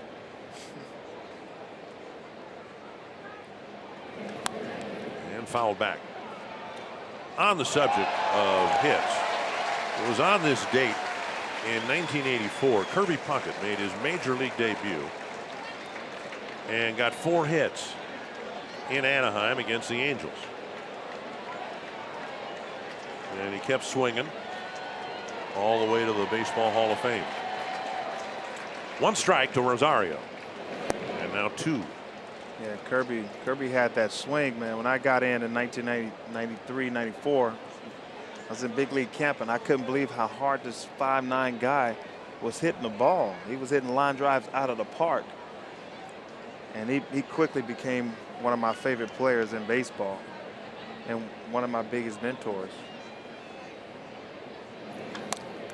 And that is off the glove of the first baseman, and a fair ball. Rounding second, going to third is Dozier. They're going to hold him up at the last instant. Good call. And Rosario ends up at second base. And we'll wait and see whether that's a hit or an error. That's a double. And they give an error to Martinez. Boo. It appeared to go right off the webbing of his glove. He hit that really hard. I mean, it was tough for him to get to it. That is not an error. It's a heck of a recovery by Carpenter. Look, it was hit right to him. It's got to be an error. Yeah, he closed his eyes, I think. And absent Carpenter alertly running over to the tarp to pick up the ball, Dozier would have scored. Second and third, 2 down, and now Robbie Grossman, who's walked twice against Martinez. That ball was hit hard. Right to him. There's a drive right center field, down for a hit, and the Twins will take advantage of the miscues. Grossman hustling for second, and he's in with a 2-run double. Very nice. 4-1 Minnesota. The Cardinals gave the Twins 2 extra outs, and they've turned those outs into at least 2 extra runs. And Grossman once again coming through with a big hit. He's got put some good swings on the ball the last couple of days. That ball is out over the plate. So they put good wood on it and hit it right center gap. And a hustle double. That extra 90 feet. That's all we care about. You know, I'm glad you brought that up, because it's so easy, I would think, as a hitter, to not make that a double. You've got 2 runs batted in, and you don't want to play at second base anyway, because there's a chance you're going to make the 3rd out, and maybe one of the runs doesn't score. But he hustled out of the box and was able to turn that into an extra base hit. Yeah, he definitely hustled out of the box, and you got to give Rosario credit for not slowing down. He actually hustled into home plate, because if he'd got thrown out at second and Rosario wasn't there yet, it didn't count. There, look, out of the box, he's running. He's thinking 2 out of the box. An extra 90 feet is all you want. You give yourself, put yourself in scoring position for the next guy. So Garver, he's got to be excited and pumped about the way he ran the bases. You and I both know hitters that would have held up at first base on that and driven in a couple of runs. I know a lot of hitters that would have held up right there. Happy with their runs and not take that extra 90 feet. Garver takes a strike, and it's 1-2. You got to be a hyena and take advantage of the weak link. There's another analogy. You are the master at analogies. I'm only the master if you understand it. Well, I understand that one. Some of them I don't. You said something last year. I still don't understand. Something about greasy food, greasy whatever. I woke up at night in the wintertime, in the middle of the night, wondering what in the world was Torrey talking about. 2 more for the Twins in the 5th.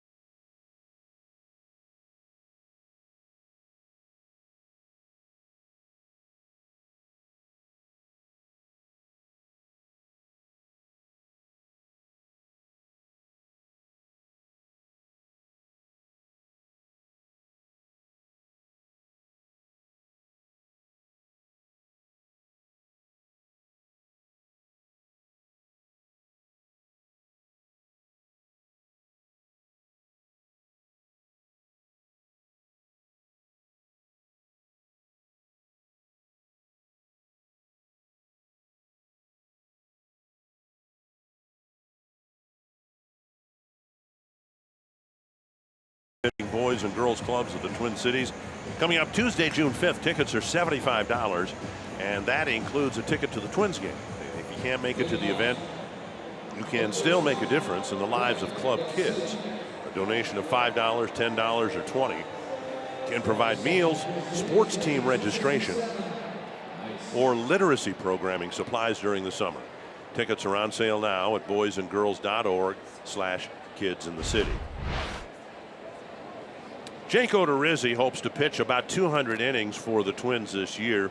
This, on a strictly personal level, might be one of the most important ones. He's got a 3-run lead. He needs to complete the 5th inning. And if he can do all that and the Twins win this ball game, he'll have picked up a major league win at the ballpark he grew up watching Major League Baseball in. He was also able to watch some games at the old Busch Stadium, of course, but he grew up a Cardinal fan. This is his 3rd start against them. Pitch count might dictate that this would be his last inning of work. We'll see how quickly it goes. 2 strikes to Garcia, then Pena, then the pitcher spot. Cardinals have really worked the count on Odorizzi. There's been a lot of foul balls. You know, he's one of those types of guys. We saw last night Romero, a swing and miss guy, and Odorizzi can do that, but he yields a lot of foul balls. The Cardinals have had only 4 base runners, but they've got deep in the counts. That's to left, and Rosario toward the line, puts it away, 1 down. Only 4 base runners, exactly one in every inning. 1 down, and now Pena.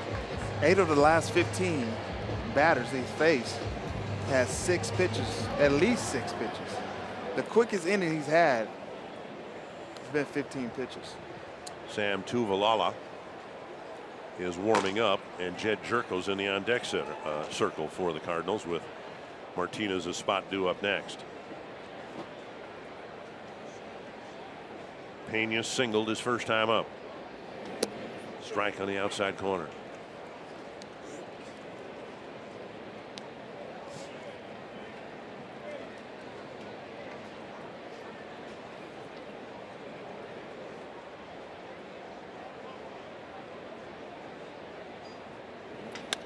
Chopper to short. And a quick second out, 2 down. And Jerko will hit, with Martinez now leaving the ball game. Are you game for a little excitement? Head to foxsportsnorth.com, submit a photo and message for the opportunity to be featured in the Minnesota Lottery Winner's Circle during our broadcast and receive $100 in scratch tickets. With the Minnesota Lottery, every day is game day.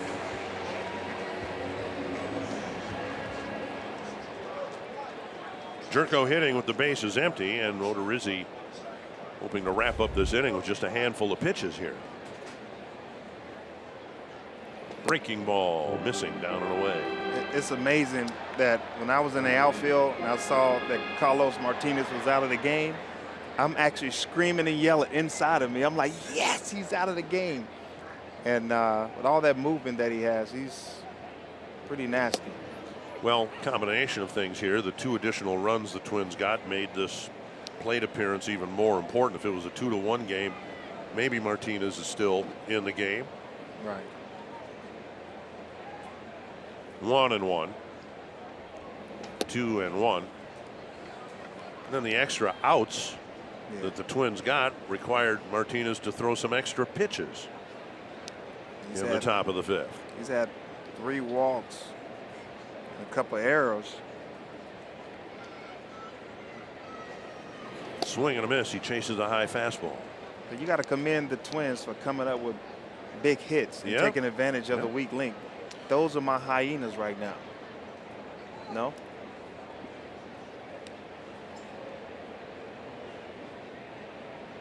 Taking advantage of the mistakes that other teams make. It's amazing how quickly it can turn around, isn't it?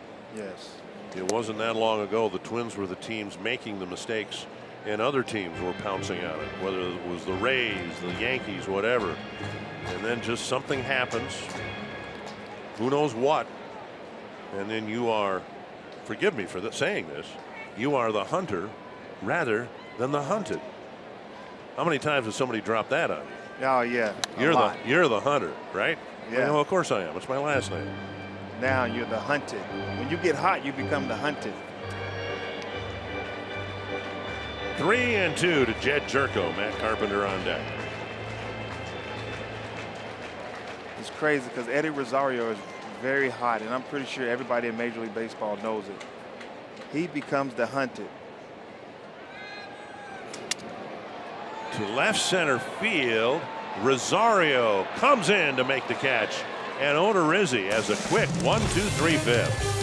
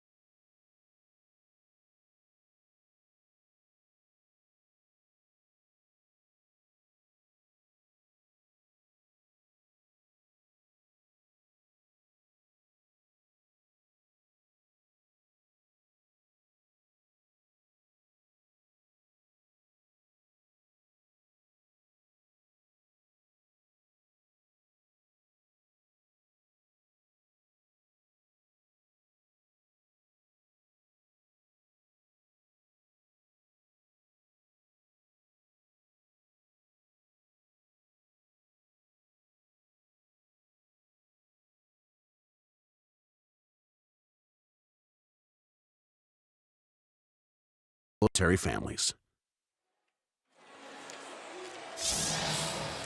4-1 Twins. Jake Odorizzi's due to hit second this inning, and he's got a helmet on, so the fact that he had a quick 1-2-3 fifth looks like it's going to give him a chance to get another inning. Not so for the Cardinals as they go to their bullpen. Sam Tuivalala will come in for the 6th time this year.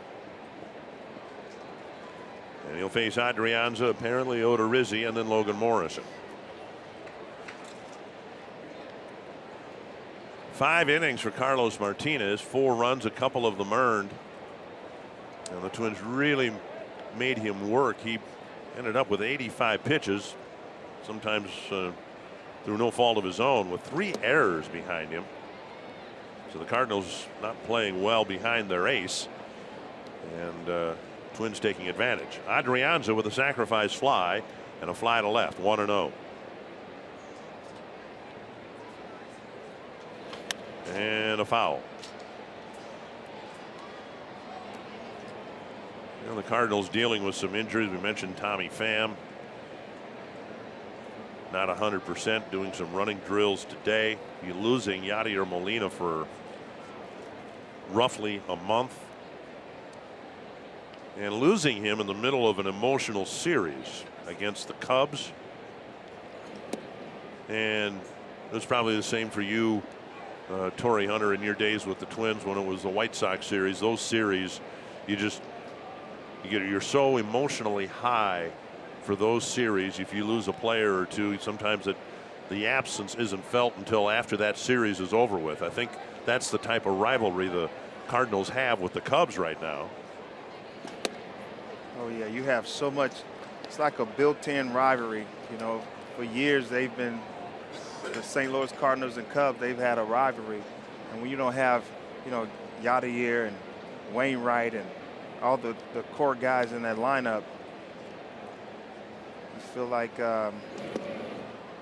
you're battling them with a crutch. But you can get through those series because everybody's so up, and you had a couple of walk-off wins, and now the reality may be setting in a little bit. This Cardinal team is really banged up right now. and see how they fare here in San Diego this weekend before they get back to Minnesota. 3-2 to Adrianza. I think they've done a great job of sustaining themselves. These guys are the top of the division. Just foul. With all the injuries. I was right, wasn't I? I mean, in your prime with the Twins, the White Sox were the big rival, right? I thought Cleveland Indians. White Sox, we had a lot of feuding in the media. But right. Cleveland Indians, I thought, was our rival. Really? We had really heated moments with those guys over the years. Even when I was a young kid playing the game in the major leagues, Kenny Lofton and Doug Minkiewicz. Kenny Lofton stepping on his ankle every game, at first base. Great at bat for Adrianza again. With 2 strikes, he hits it hard, gets a leadoff single. So we did have some heated moments with Cleveland. Me throwing the ball back at the pitcher. Here's the fastball. Adrianza was able to get something out over the plate. Put a nice short swing on it. He's had some good at-bats today. Odorizzi will be asked to bunt because of the leadoff hit. He successfully sacrificed in the 4th.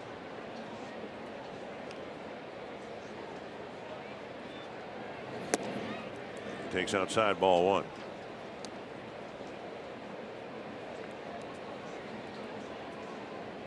We had our research staff. Kevin's back this year, heading our research staff on Fox Sports North. Have you ever met Kevin? Kevin is I don't even know his last name. He's kind of a pale, sickly looking guy.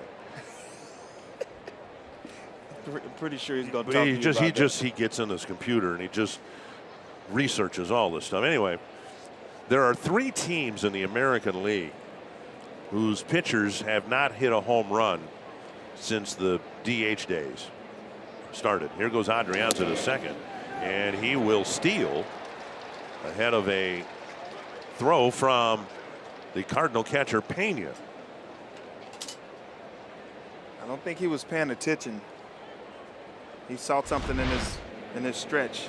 Yeah, it was a big leg kick, and he was able to get a steal right there. He just joined us. Mitch Garver threw out a Cardinal runner from his knees early in the ball game.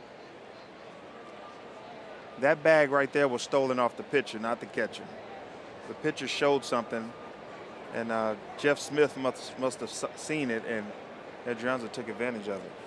So now with a 2-0 count, Odorizzi will try to advance Adrianza to third base rather than second.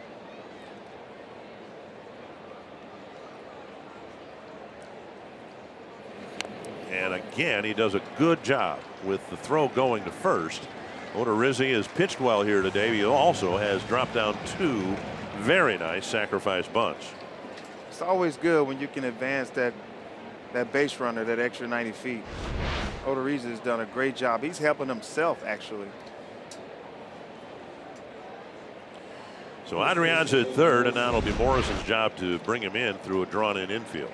Anyway, the Twins, A's, and Angels are the only American League teams that have not had a pitcher hit an interleague home run. The last Twins pitcher to hit a home run was Jim Cott before the DH was adopted. And all that said, we know Odorizzi probably wasn't going to hit a home run in this 6th inning at bat. But we did. We thought that Romero would be the one. He took a home run hack last night a few times. A couple times. Big at bat here from Morrison as a leadoff batter. He's 0 for 3. He's had a couple of infield pop-ups and a ground ball. I don't think Morrison gets anything to hit right here. They need a double play to get out of this inning. Big swing and a miss. 1-1. Dozier struggling in the on-deck circle. So a chance for Tui Valala to get out of this. First order of business, of course, getting Morrison, trying to get him to strike out.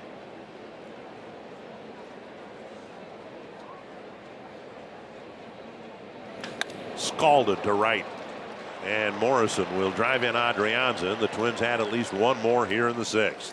That was a really good at bat by Logan Morrison. He scalded that ball. He crushed it. He actually got a fastball up, something he can handle. Put a nice short swing onto the man on third, less than 2 outs. Really wanted that RBI. Here's a fastball up. See, the catcher wanted it up, but he was able to swing down on that and get on top of that fastball. Here's Dozier. 0 for 3. Reached on an error, charged to Garcia to start the 5th inning. The Twins added 2 more runs. Ball 1.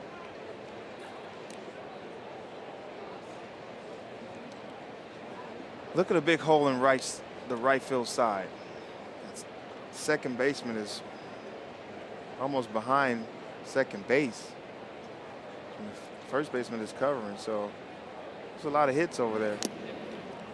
But that has never been Brian's strength, hitting the ball to the opposite field. I mean, you don't have to do that all the time, but when you see something like that and you need to get going, sometimes you have to think, all right, I want to get jammed. It's amazing. When I try to hit a home run when I was playing, I got jammed. But when I thought get jammed, I was so short that I never got jammed. Checked his swing. Did he go? Nope. And it's 2-1. A lot of times hitters will break out of it when they start drawing some walks and just seeing a lot of pitches. Were you one of those guys? No. You ready took to Harmon Killebrew's approach. Keep swinging, right? Yeah, pitchers walk me. I don't walk. Right? There's a breaking ball and a strike. You wait for your pitch. If it's there, you swing. If they don't give it to you, you take the walk. It's not your fault. You don't go up there with the mentality of thinking walk. Your mentality is to hit. 2-2 to Dozier.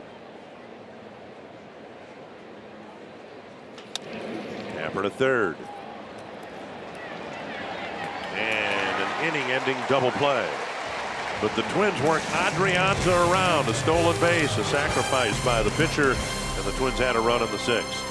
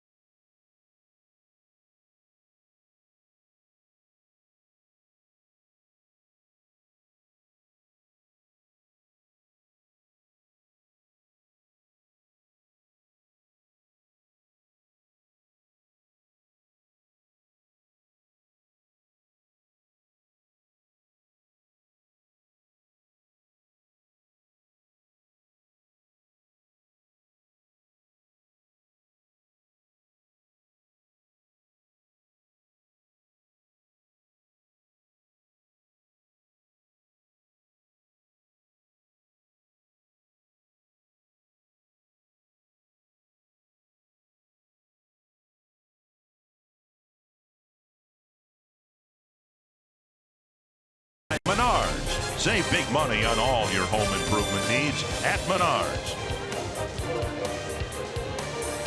5-1. Twins trying to make it 5 wins on the road in a row. And one of the odd times the pitcher spot came up and the pitcher actually hit and then was taken out of the ball game. Good outing for Odorizzi. 5 innings, 2 sacrifice bunts, and he comes out after the sacrifice bunt. And Ryan Presley will enter the game. Pretty much all hands on deck today for the Twins. With the off day tomorrow, everybody should be available, and so you'd like to think that the likes of Presley and Duke and Reed and Rogers and Rodney can pin this thing down. We'll find out here shortly. Carpenter will hit against Presley. Matt Carpenter has tremendous amount of plate discipline. And strike one from Ryan Presley. He's only swung at 32% of the pitches that was thrown to him. Only Joe Mauer has swung at lower percentages of pitches this season.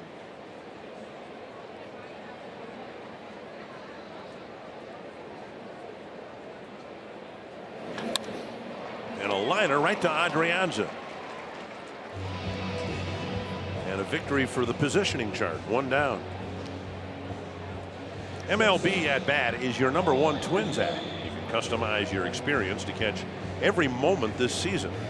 Get Twins home screen icons and features such as the MLB.TV game of the day, pitch tracking, in-game highlights, live radio broadcast, stats, news, and more. Download MLB at Bat today. Just the way the top of the sixth played out, it was just ideal for Paul Molitor. With Adrianza getting on base, he could ask Odorizzi to just go ahead and lay down the sacrifice, and he did. The run came around, and then they took Odorizzi out anyway, saving a pinch hitter perhaps for later use. Bullpen is pretty well rested. Yep. So they turned the game over to the pen, asking no more on the mound from Odorizzi, but asking him to contribute at the plate, and he did in dropping down the sacrifice. That first sacrifice bunt was so well that you have to try it again. Adrianza got on and led off the inning, and we got him over and scored a run, manufactured a run. 0-2 to DeYoung and a high fly to deep center. Kepler back a few steps, still on the grass, and now on the track, makes the catch, 2 down. And that'll bring up Jose Martinez. I just think Presley really turned a corner. How? I agree with you. How? I mean, he trusts his stuff now. He has really good stuff. I always told him in 2015 we were playing the Royals, and he went out and blew 99, 98, and he blew himself out, and he went on the disabled list. But I think that day in Kansas City in 2015, he actually figured out that he can throw. I told him, man, you look like Wade Davis to me, but with better stuff. And now I think he's starting to believe it and trust his stuff and got a little more mature in the game and trust that he can get it done. Rare is the time we see anything hotter than 95. He's usually 94, 95, but he's got better command of 95 than he ever had at 98. There. You can make a lot of money in this game throwing that pitch. Little cutter, 92, right at the knees. Yeah, that's a cutter. That might have been a slider. Slider. At 92. It's really good. And there's the quick breaking ball off the plate. That's his slider.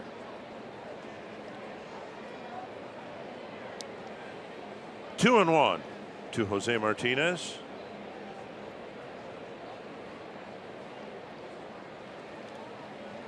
Probably looking for another slider. A little roller. Adrianza scoops and fires, and Presley couldn't have had an easier 6th inning.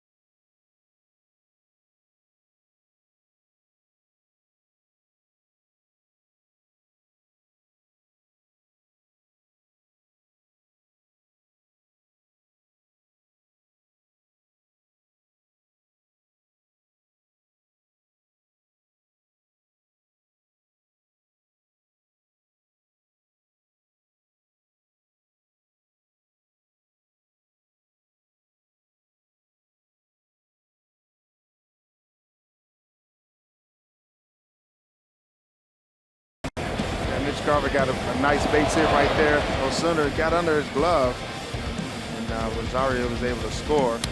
Man, but Robbie Grossman Sr.'s in the building the last 2 days, and Robbie Grossman Jr. just got a double right there, a hustle double, and scored 2 runs. And then Logan Morrison got a high fastball, was able to put good wood on it. Man on third, less than 2 outs. Stay short and sweet, got it done. Tyler Lyons, the lone remaining left-hander in the Cardinal bullpen. The Cardinals now with a 7-man right-handed bullpen. Lyons the only lefty. And he will face Max Kepler. Switch hitter Eduardo Escobar, then another lefty, Eddie Rosario. Cardinals trying to stay in this game with the Twins up 5-1. We had a chance to work Tyler Lyons out in Prosper, Texas this year with Matt Kemp and Torrey Jr. and Ian Kinsler. So he worked out with me up there in Prosper a couple times in the cold weather. Cold weather? Man, can you believe it was cold in Texas for some reason? Half swing and a strike. We haven't seen Kepler do that very often against left-handers, but Lyons fooled him. Lyons is pretty tough. That breaking ball broke a lot. Driven into the corner. Kepler with another stinging line drive against a left-handed pitcher. And he'll go into second with a double. He got fooled on the prior pitch, and he absolutely ate up the next one. Kepler's been swinging the bat well. Continues to scald the ball. And this was a fastball. The pitch before that was a slider, and he had a bad swing. I don't know why he came back with a fastball, but thank you. That's what Kepler said. Talking with James Rowson a week or so ago about Kepler's renaissance and his development from against left-handers, and he said one of the big things Max did, and maybe you can make more sense of this than I can. Here's Escobar. Nice dig by Pena. He said Max never got caught up in the syndrome, well, I'm really struggling against lefties. James Rowson tried to keep it positive, saying, hey, baseball's the same size, coming out of a right-hander's hand or a left-hander's left-hander's hand. He's got to throw it over. The ball will enter the. Here's a deep drive to left. Wow. And Escobar tees off and hits one into the second deck. A big 2-run home run by Escobar. And the Twins have busted it open 7-1. Mighty Mouse. It's your time, buddy. Fly. Into Big Mac land.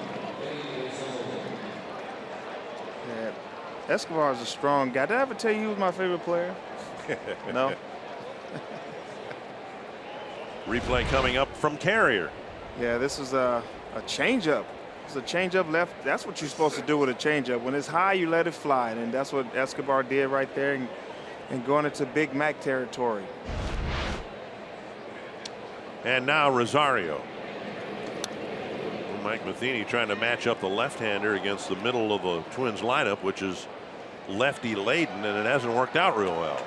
No. A ringing double by Kepler, and then the switch hitter Escobar hits one about 430 feet. They only measured at 403, but it counts for 2 runs. And now an off-speed pitch, and the count is 0-2 to Rosario. It's amazing. He brought a lefty in to face, Kepler and switch around Escobar and face Rosario. Then you got Grossman as well. But those guys really are comfortable hitting off the lefties. A bullet off the bat of Rosario, but he hooked it foul. Rosario loves to hit lefties. He stays in on the ball. Kepler's proven that he can hit lefties. And Escobar, on the right side, his numbers might not be that great, but he actually hits the ball hard.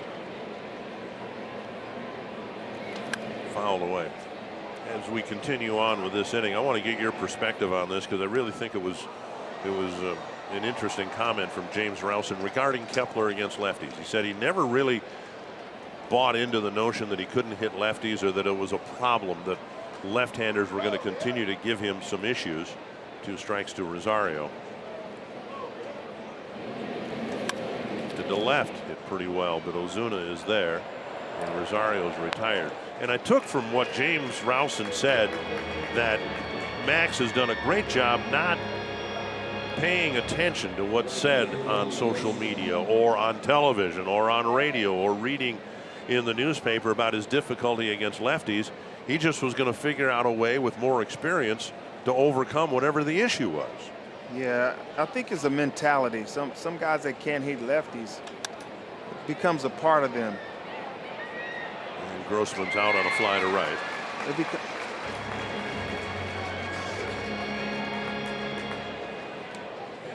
Let's take a look at Escobar's home run and the details by StatCast.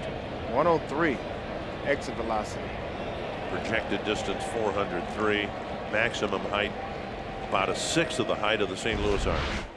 That's all the higher it went. Nah, that's too high for me. Here's Mitch Garver. If you can get away from telling guys they can't hit lefties, or lefties are tough, you get it once they get it in their heads. If they read that stuff, veterans used to tell me, don't read the paper, don't listen to those guys. This is what you do. So they wanted to keep my mindset away from that, so it won't become a part of me. I think they've done a great job of keeping Kepler positive as far as lefties by putting him out there and showing him that they trust him against lefties. 2 more for the Twins on a couple of extra base hits.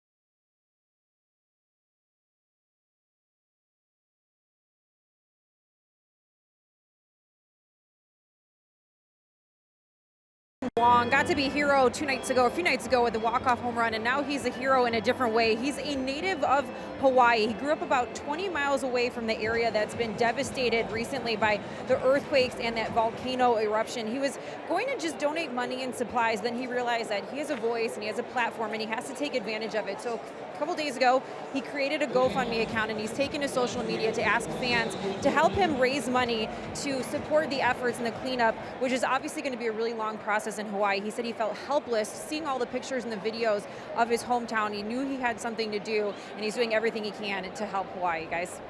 Very nice. That's a wonderful story, and beyond what J.J. Watt did for Houston in the wake of the terrible flooding and the hurricane hitting there and raising millions and millions of dollars, it has also encouraged other athletes to try to do something else for these other terrible events that have occurred. And so that's a wonderful story, and we thank Audra for the report. Here's Marcell Ozuna on the ground weakly, and Presley has gotten 4 quick outs here, and that'll bring up Dexter Fowler. Join Fox Sports North and the Minnesota Lynx at Mall of America Rotunda for the Let's Celebrate the Lynx event. Thursday, May 17th. Enjoy games, the chance to win prizes, and more. Visit foxsportsnorth.com/events for details. I want to touch on something else with you regarding Ryan Presley. We sense, well, we see more of a stoic, unemotional person out there in Ryan Presley. He has improved his, what's the word they use when you get in trouble with Major League Baseball, your comportment on the mound. He's not as, he doesn't show his frustration as much anymore. He's much more composed, stoic, whatever. Could that be part of the solution to his puzzle over the years? Oh yeah, I mean, over time, you know, when you're young, you want to do, you have high expectations of yourself, and when you don't reach those expectations, it's disappointing for yourself. And I think he has some injuries, he has some disappointment in himself, and I definitely think that right now he's a little wiser, a lot more humble. He understands the game. That is, you know, it's a tough game to pitch and to hit in, and that's why he's a lot more composed. He's been through some stuff. He had a lot of failure. Explanation a little bit is required here about his 2017 numbers. A year ago right now, Ryan Presley was kind of lost. He had a terrible month of May, and although his ERA ended up being very high, he was really good at the end of the season for the Twins, and he's carried that forward to this year.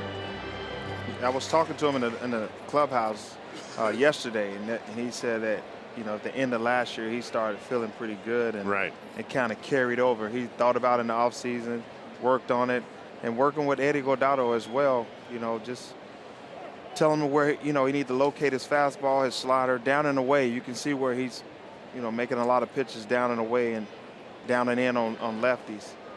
I mean, that cutter, that slider, that cut slider, it's pretty impressive. That's There's 97 right there. I mean, he reminded me of Wade Davis. And when Wade Davis was with the Royals, it was pretty impressive. He had a cutter. He threw 97 to 99. And I think Presley could be that guy. He has all the stuff, the arsenal that's needed. All right, he threw him 97, then a knee-buckling 84-mile-per-hour breaking ball, and it looked like Fowler missed that by 1.5 feet. I mean, Fowler is geared up for the fastball no matter what. When you have, right now, he cannot hit the off-speed. Every fastball I see him take or swing at, he wants it. But the off-speed has been like his kryptonite. 2 down, and now Bader. Presley's gotten 5 outs on 17 pitches. And he buzzed a 97-mile-per-hour fastball inside, ball 1.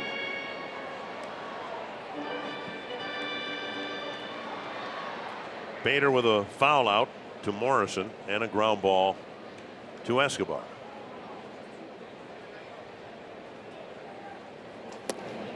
Thought he was going to get another fastball, and whatever that was at 90 miles per hour, got a swing and a miss. That's his slider. It's actually pretty nasty. Presley got a chance to be very impressive. What? Sound good, Presley. Impressive. Yeah, okay. T-shirt. 2-1.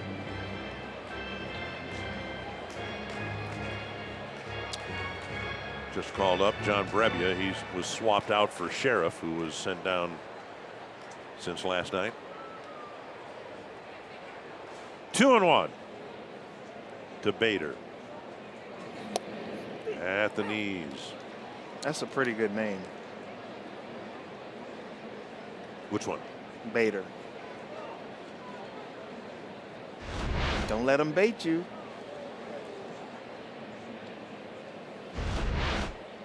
2-2.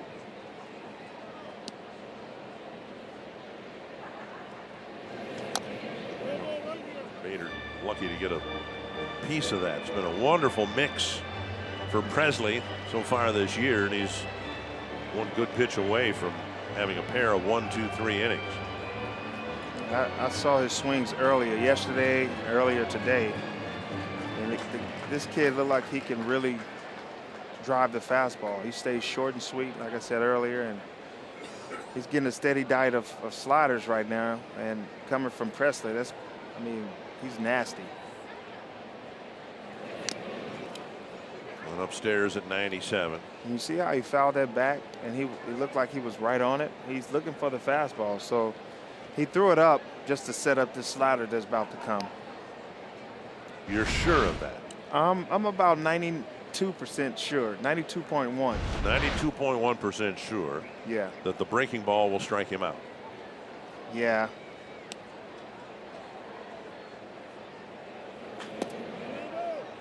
He checked. But it was off speed. But he didn't strike him out. And it was 92.1. The other percentage, I just don't know what he's thinking. The catcher. 3-2. Garcia on deck. Let's see what he throws right here. Slider. Got him. Perfect spot. Look where he threw that pitch. Down and away. Down and away. Would have been called a strike, and it was just about unhittable. Eddie Guardado.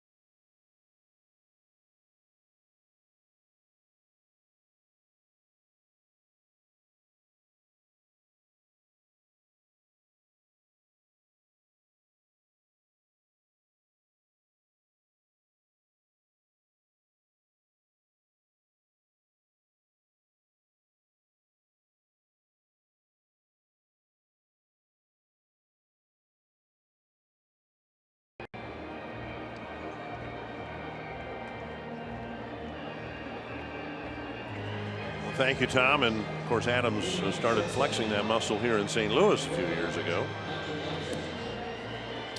John Brebbia is the new St. Louis pitcher, called up from Memphis today.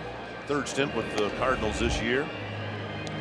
And he'll be pitching to a new catcher, Carson Kelly, who caught the ball game last night, coming in for Pena to catch the balance of this game.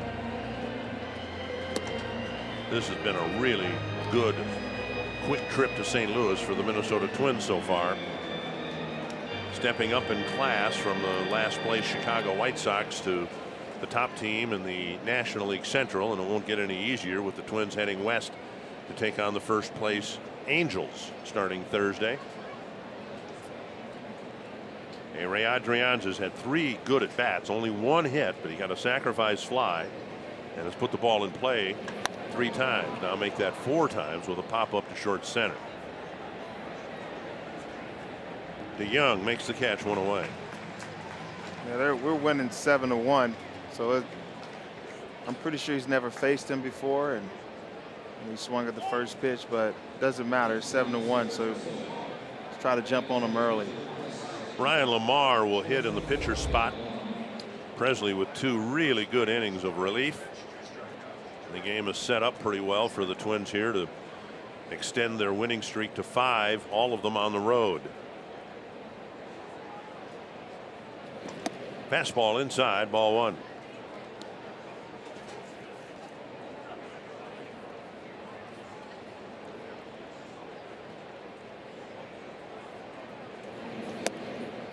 breaking ball on the outside corner.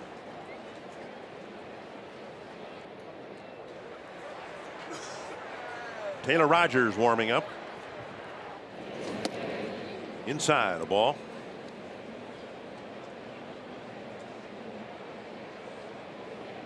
I think Lamar has done a good job for the Twins since spring training started. He's did what he was asked and a little more. A little competition in spring training between him and Zach Granite. And Lamar won the job, and then Granite has had more shoulder problems. Yeah, he went down. Injured his shoulder in spring training making a diving catch. Now in the dirt, down and away, 3-2.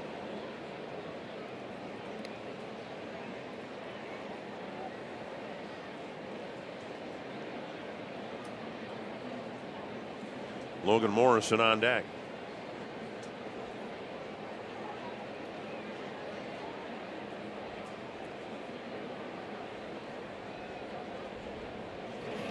Breaking ball. Got him for out number 2. And that'll bring up Logan Morrison.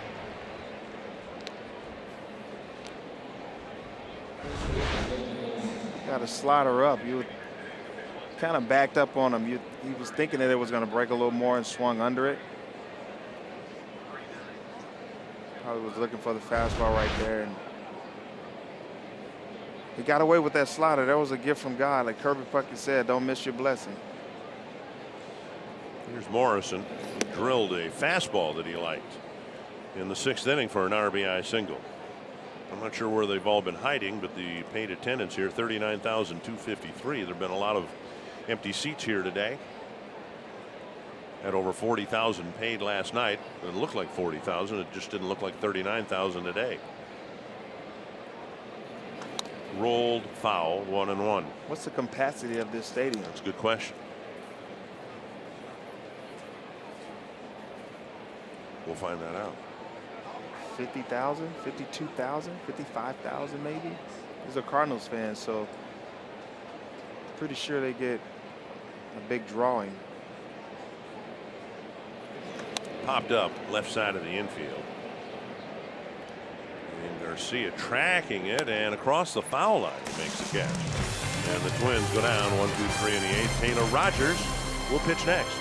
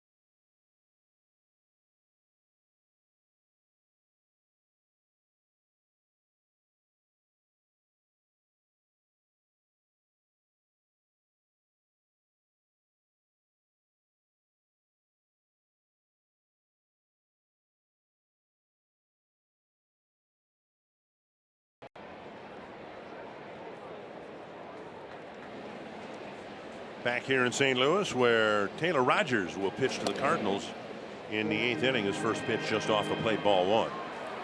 Talked about Ryan Presley getting things turned around late last year, carrying it into this year. That's what the Twins need to see from Taylor Rogers. He's had a very disappointing start to the season. You see saw the opponent batting average last year. Teams hit 246 against Rogers, and this year they're hitting 333. Wow. That's very un-Taylor Rogers-like. Yeah, last year he was pretty much lights out against lefties. A good curveball working last year. Well, Rogers giving up a 348 average to lefties and a 320 to righties. So Twins hoping to get Rogers turned around. He's ahead here, 1-2. And there's a strikeout and a good start to his outing. That's that curveball.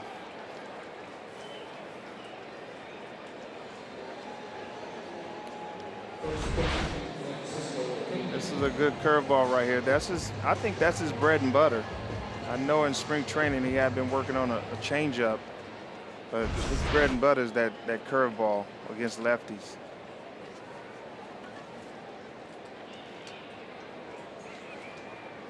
One of those guys that needed a little help against right-handers last year. They hit him at a 287 clip, and that's why they wanted him to work on the changeup. 1 strike to Pena. And there it is. Back to Rogers. 2 down. This copyrighted telecast is presented by the authority of the Minnesota Twins and may not be reproduced or retransmitted in any form. The accounts and descriptions in this game may not be disseminated without the express written consent of the Minnesota Twins, LLC. 2 down, and now Carson Kelly. When Kelly entered the game, he did so with a double switch. So that's why he's hitting here in the 9th spot of the batting order. And Rogers gets ahead, strike 1.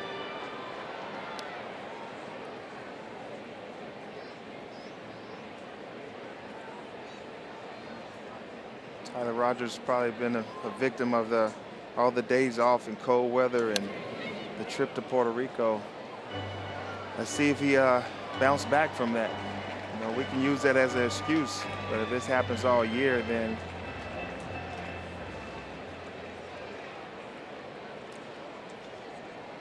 he and Zach Duke hope to be key components for an improved bullpen this year.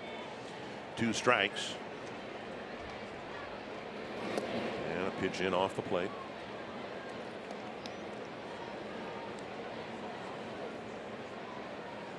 has nice velocity to his fastball.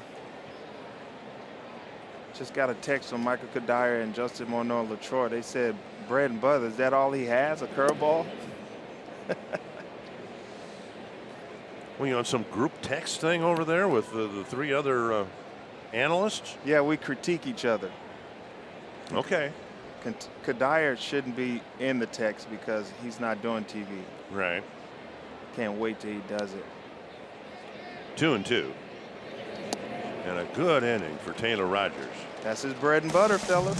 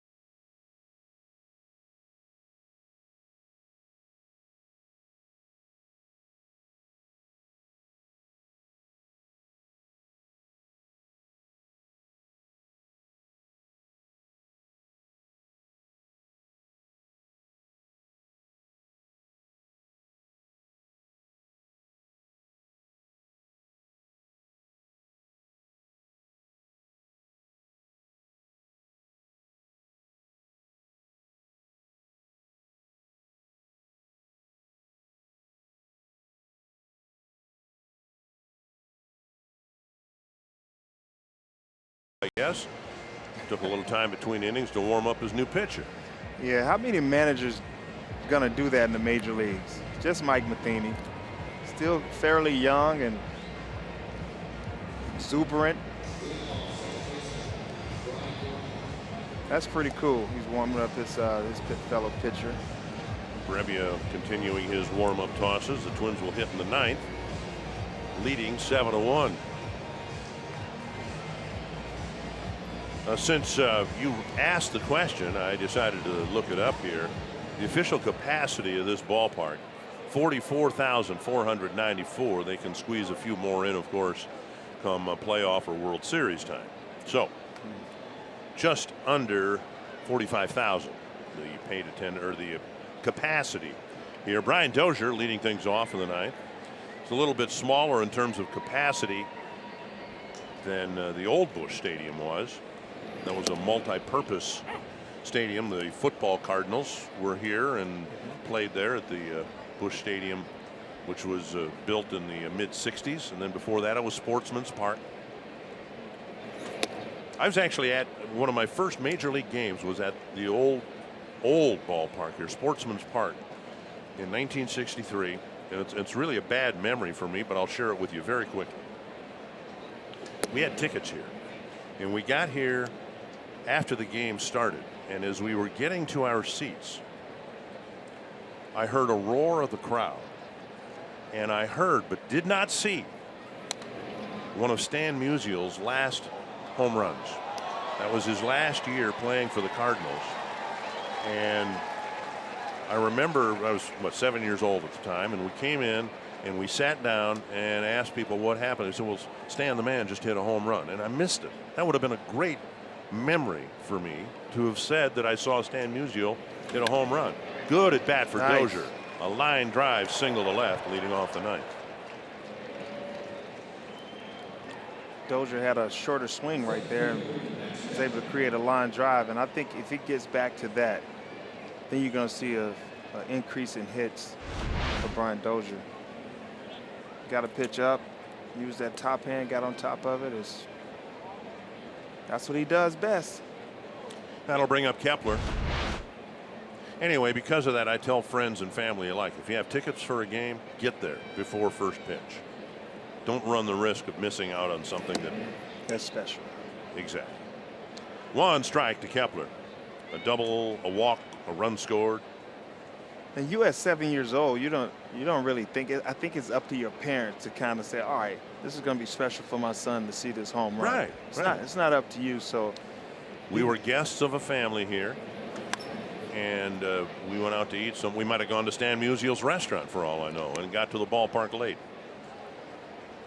I think it's the only time I've ever gone to a sporting event and not been there for the start of it. Phil Hughes getting loose in the Twins pen. And I know where you're going with the thought process, and I'll just tell you, I did not see Tris Speaker play. I did not see Dizzy Dean play. The old-timer Cardinals. But I did see Stan Musial play. How old were you? 70, you said? I'm not that old. I'm 62. Dizzy Dean, of course, a great broadcaster and a Hall of Fame pitcher. Dizzy Dean. Where's Dizzy from? Arkansas? Yes, I believe you're right. Oh, I'm just saying. You knew that, didn't you? I'm just saying. Down and in, nearly hit Kepler, 1 and 2. Some good baseball players coming out of Arkansas. Ooh. Brooks Robertson, Dizzy Dean. Is he from Arkansas? Yes. Torrey Hunter. Those guys are awesome.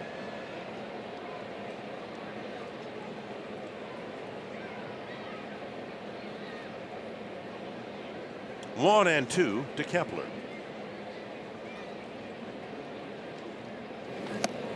Strikeout. Haven't seen Max do that much at all. Yeah, this not year. much at all. A rare strikeout of Kepler. May 22nd is Star Wars Night at Target Field. A limited number of Star Wars Night theme night ticket packages are available that include a game ticket and a Joe Solo bobblehead. Go to twinsbaseball.com/Star Wars. Learn more about the Star Wars Night theme night offer. Well, let's give you the specifics. Max Kepler with 117 at bats. That's just the 17th strikeout he's had this year. Wow. In this day and age, that's pretty good. It's really good. That's why he's playing well. Here's Escobar.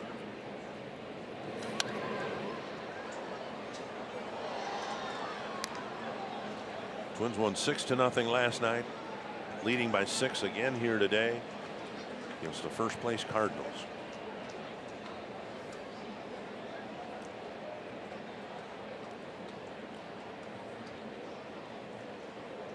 Max Kepler shaking his head like, what just happened?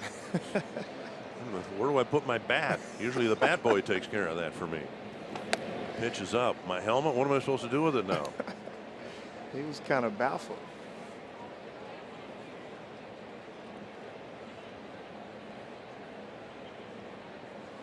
One and one to Escobar. Clubbed a 2-run home run as a right-handed batter his last time up. Chips it into left. It's down for a hit. Man, that's the Georgia peach. That's beautiful. Nice and sweet. First and second, one down. And Rosario will have another plate appearance. What do you write down right there on your Single. Left field. line drive? I just put single. They're all the singles are line drives, and all the outs are pop-ups and ground balls. Oh, okay. No, you've kept score here. Did you keep score when you did games last year? Nope, not at all. You're trying. I appreciate that. Morneau kept score when he did games a week or so ago. Justin? I'm trying to evolve. You are? Yeah. I had a couple concussions while I was playing the game, and what'd I just say? Rosario lifts it lazily to left. Ozuna with the catch, 2 down, and that will bring up Grossman. Put a good swing on that. It just game of inches. Round ball, round bat. The Twins will be able to use a designated hitter in Anaheim, and they also might have Byron Buxton back in the lineup. Now, who knows what any of all of that means for Robbie Grossman, Logan Morrison. Grossman may have picked a real good time to heat up here. He had been slumping. He got 3 hits last night, 2 walks, and a big 2-run double here today.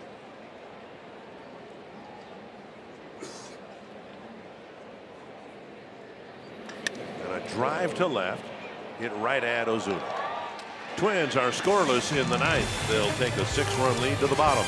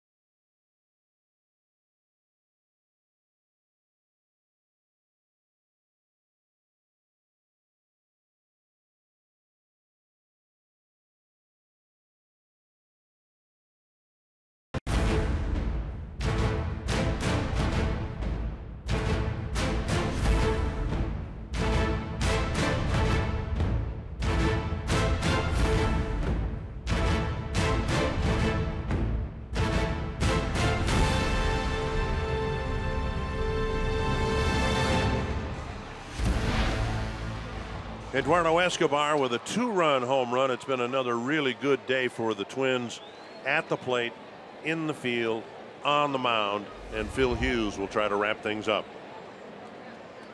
They've done a great job of coming through some big hits and taking advantage of a lot of Cardinal mistakes. Strike one. The Twins looking for opportunities to get Hughes into a game, and this is one here in the 9th inning with the Twins up by 6. Snapped his bat. A couple of 92-mile-per-hour fastballs, and Hughes gets the first out quickly. We're going to shift over a couple of time zones.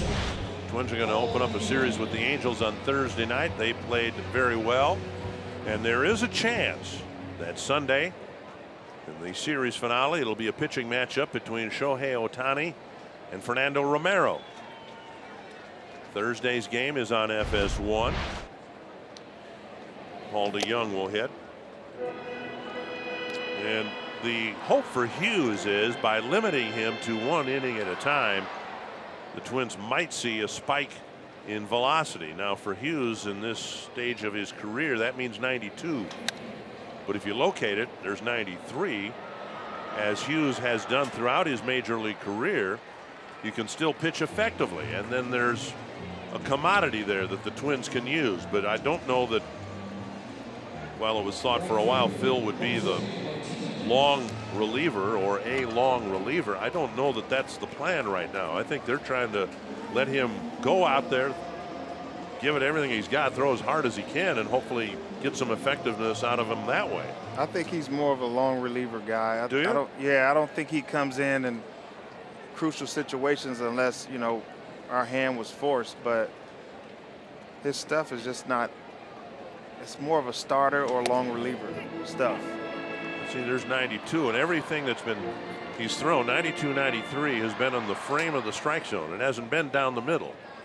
Yeah.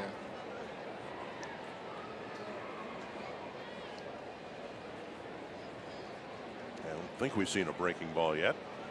There's one, down and away. Yeah, I think in the bullpen he would come out as more of a long reliever. He has that starter stuff. You know, he's not that guy who come in be a righty specialist in a clutch situation. Right. He's a guy that can pitch for a long time. A game like today would be perfect. Again, right on the edge of the strike zone, and a swing and a miss. 1-2.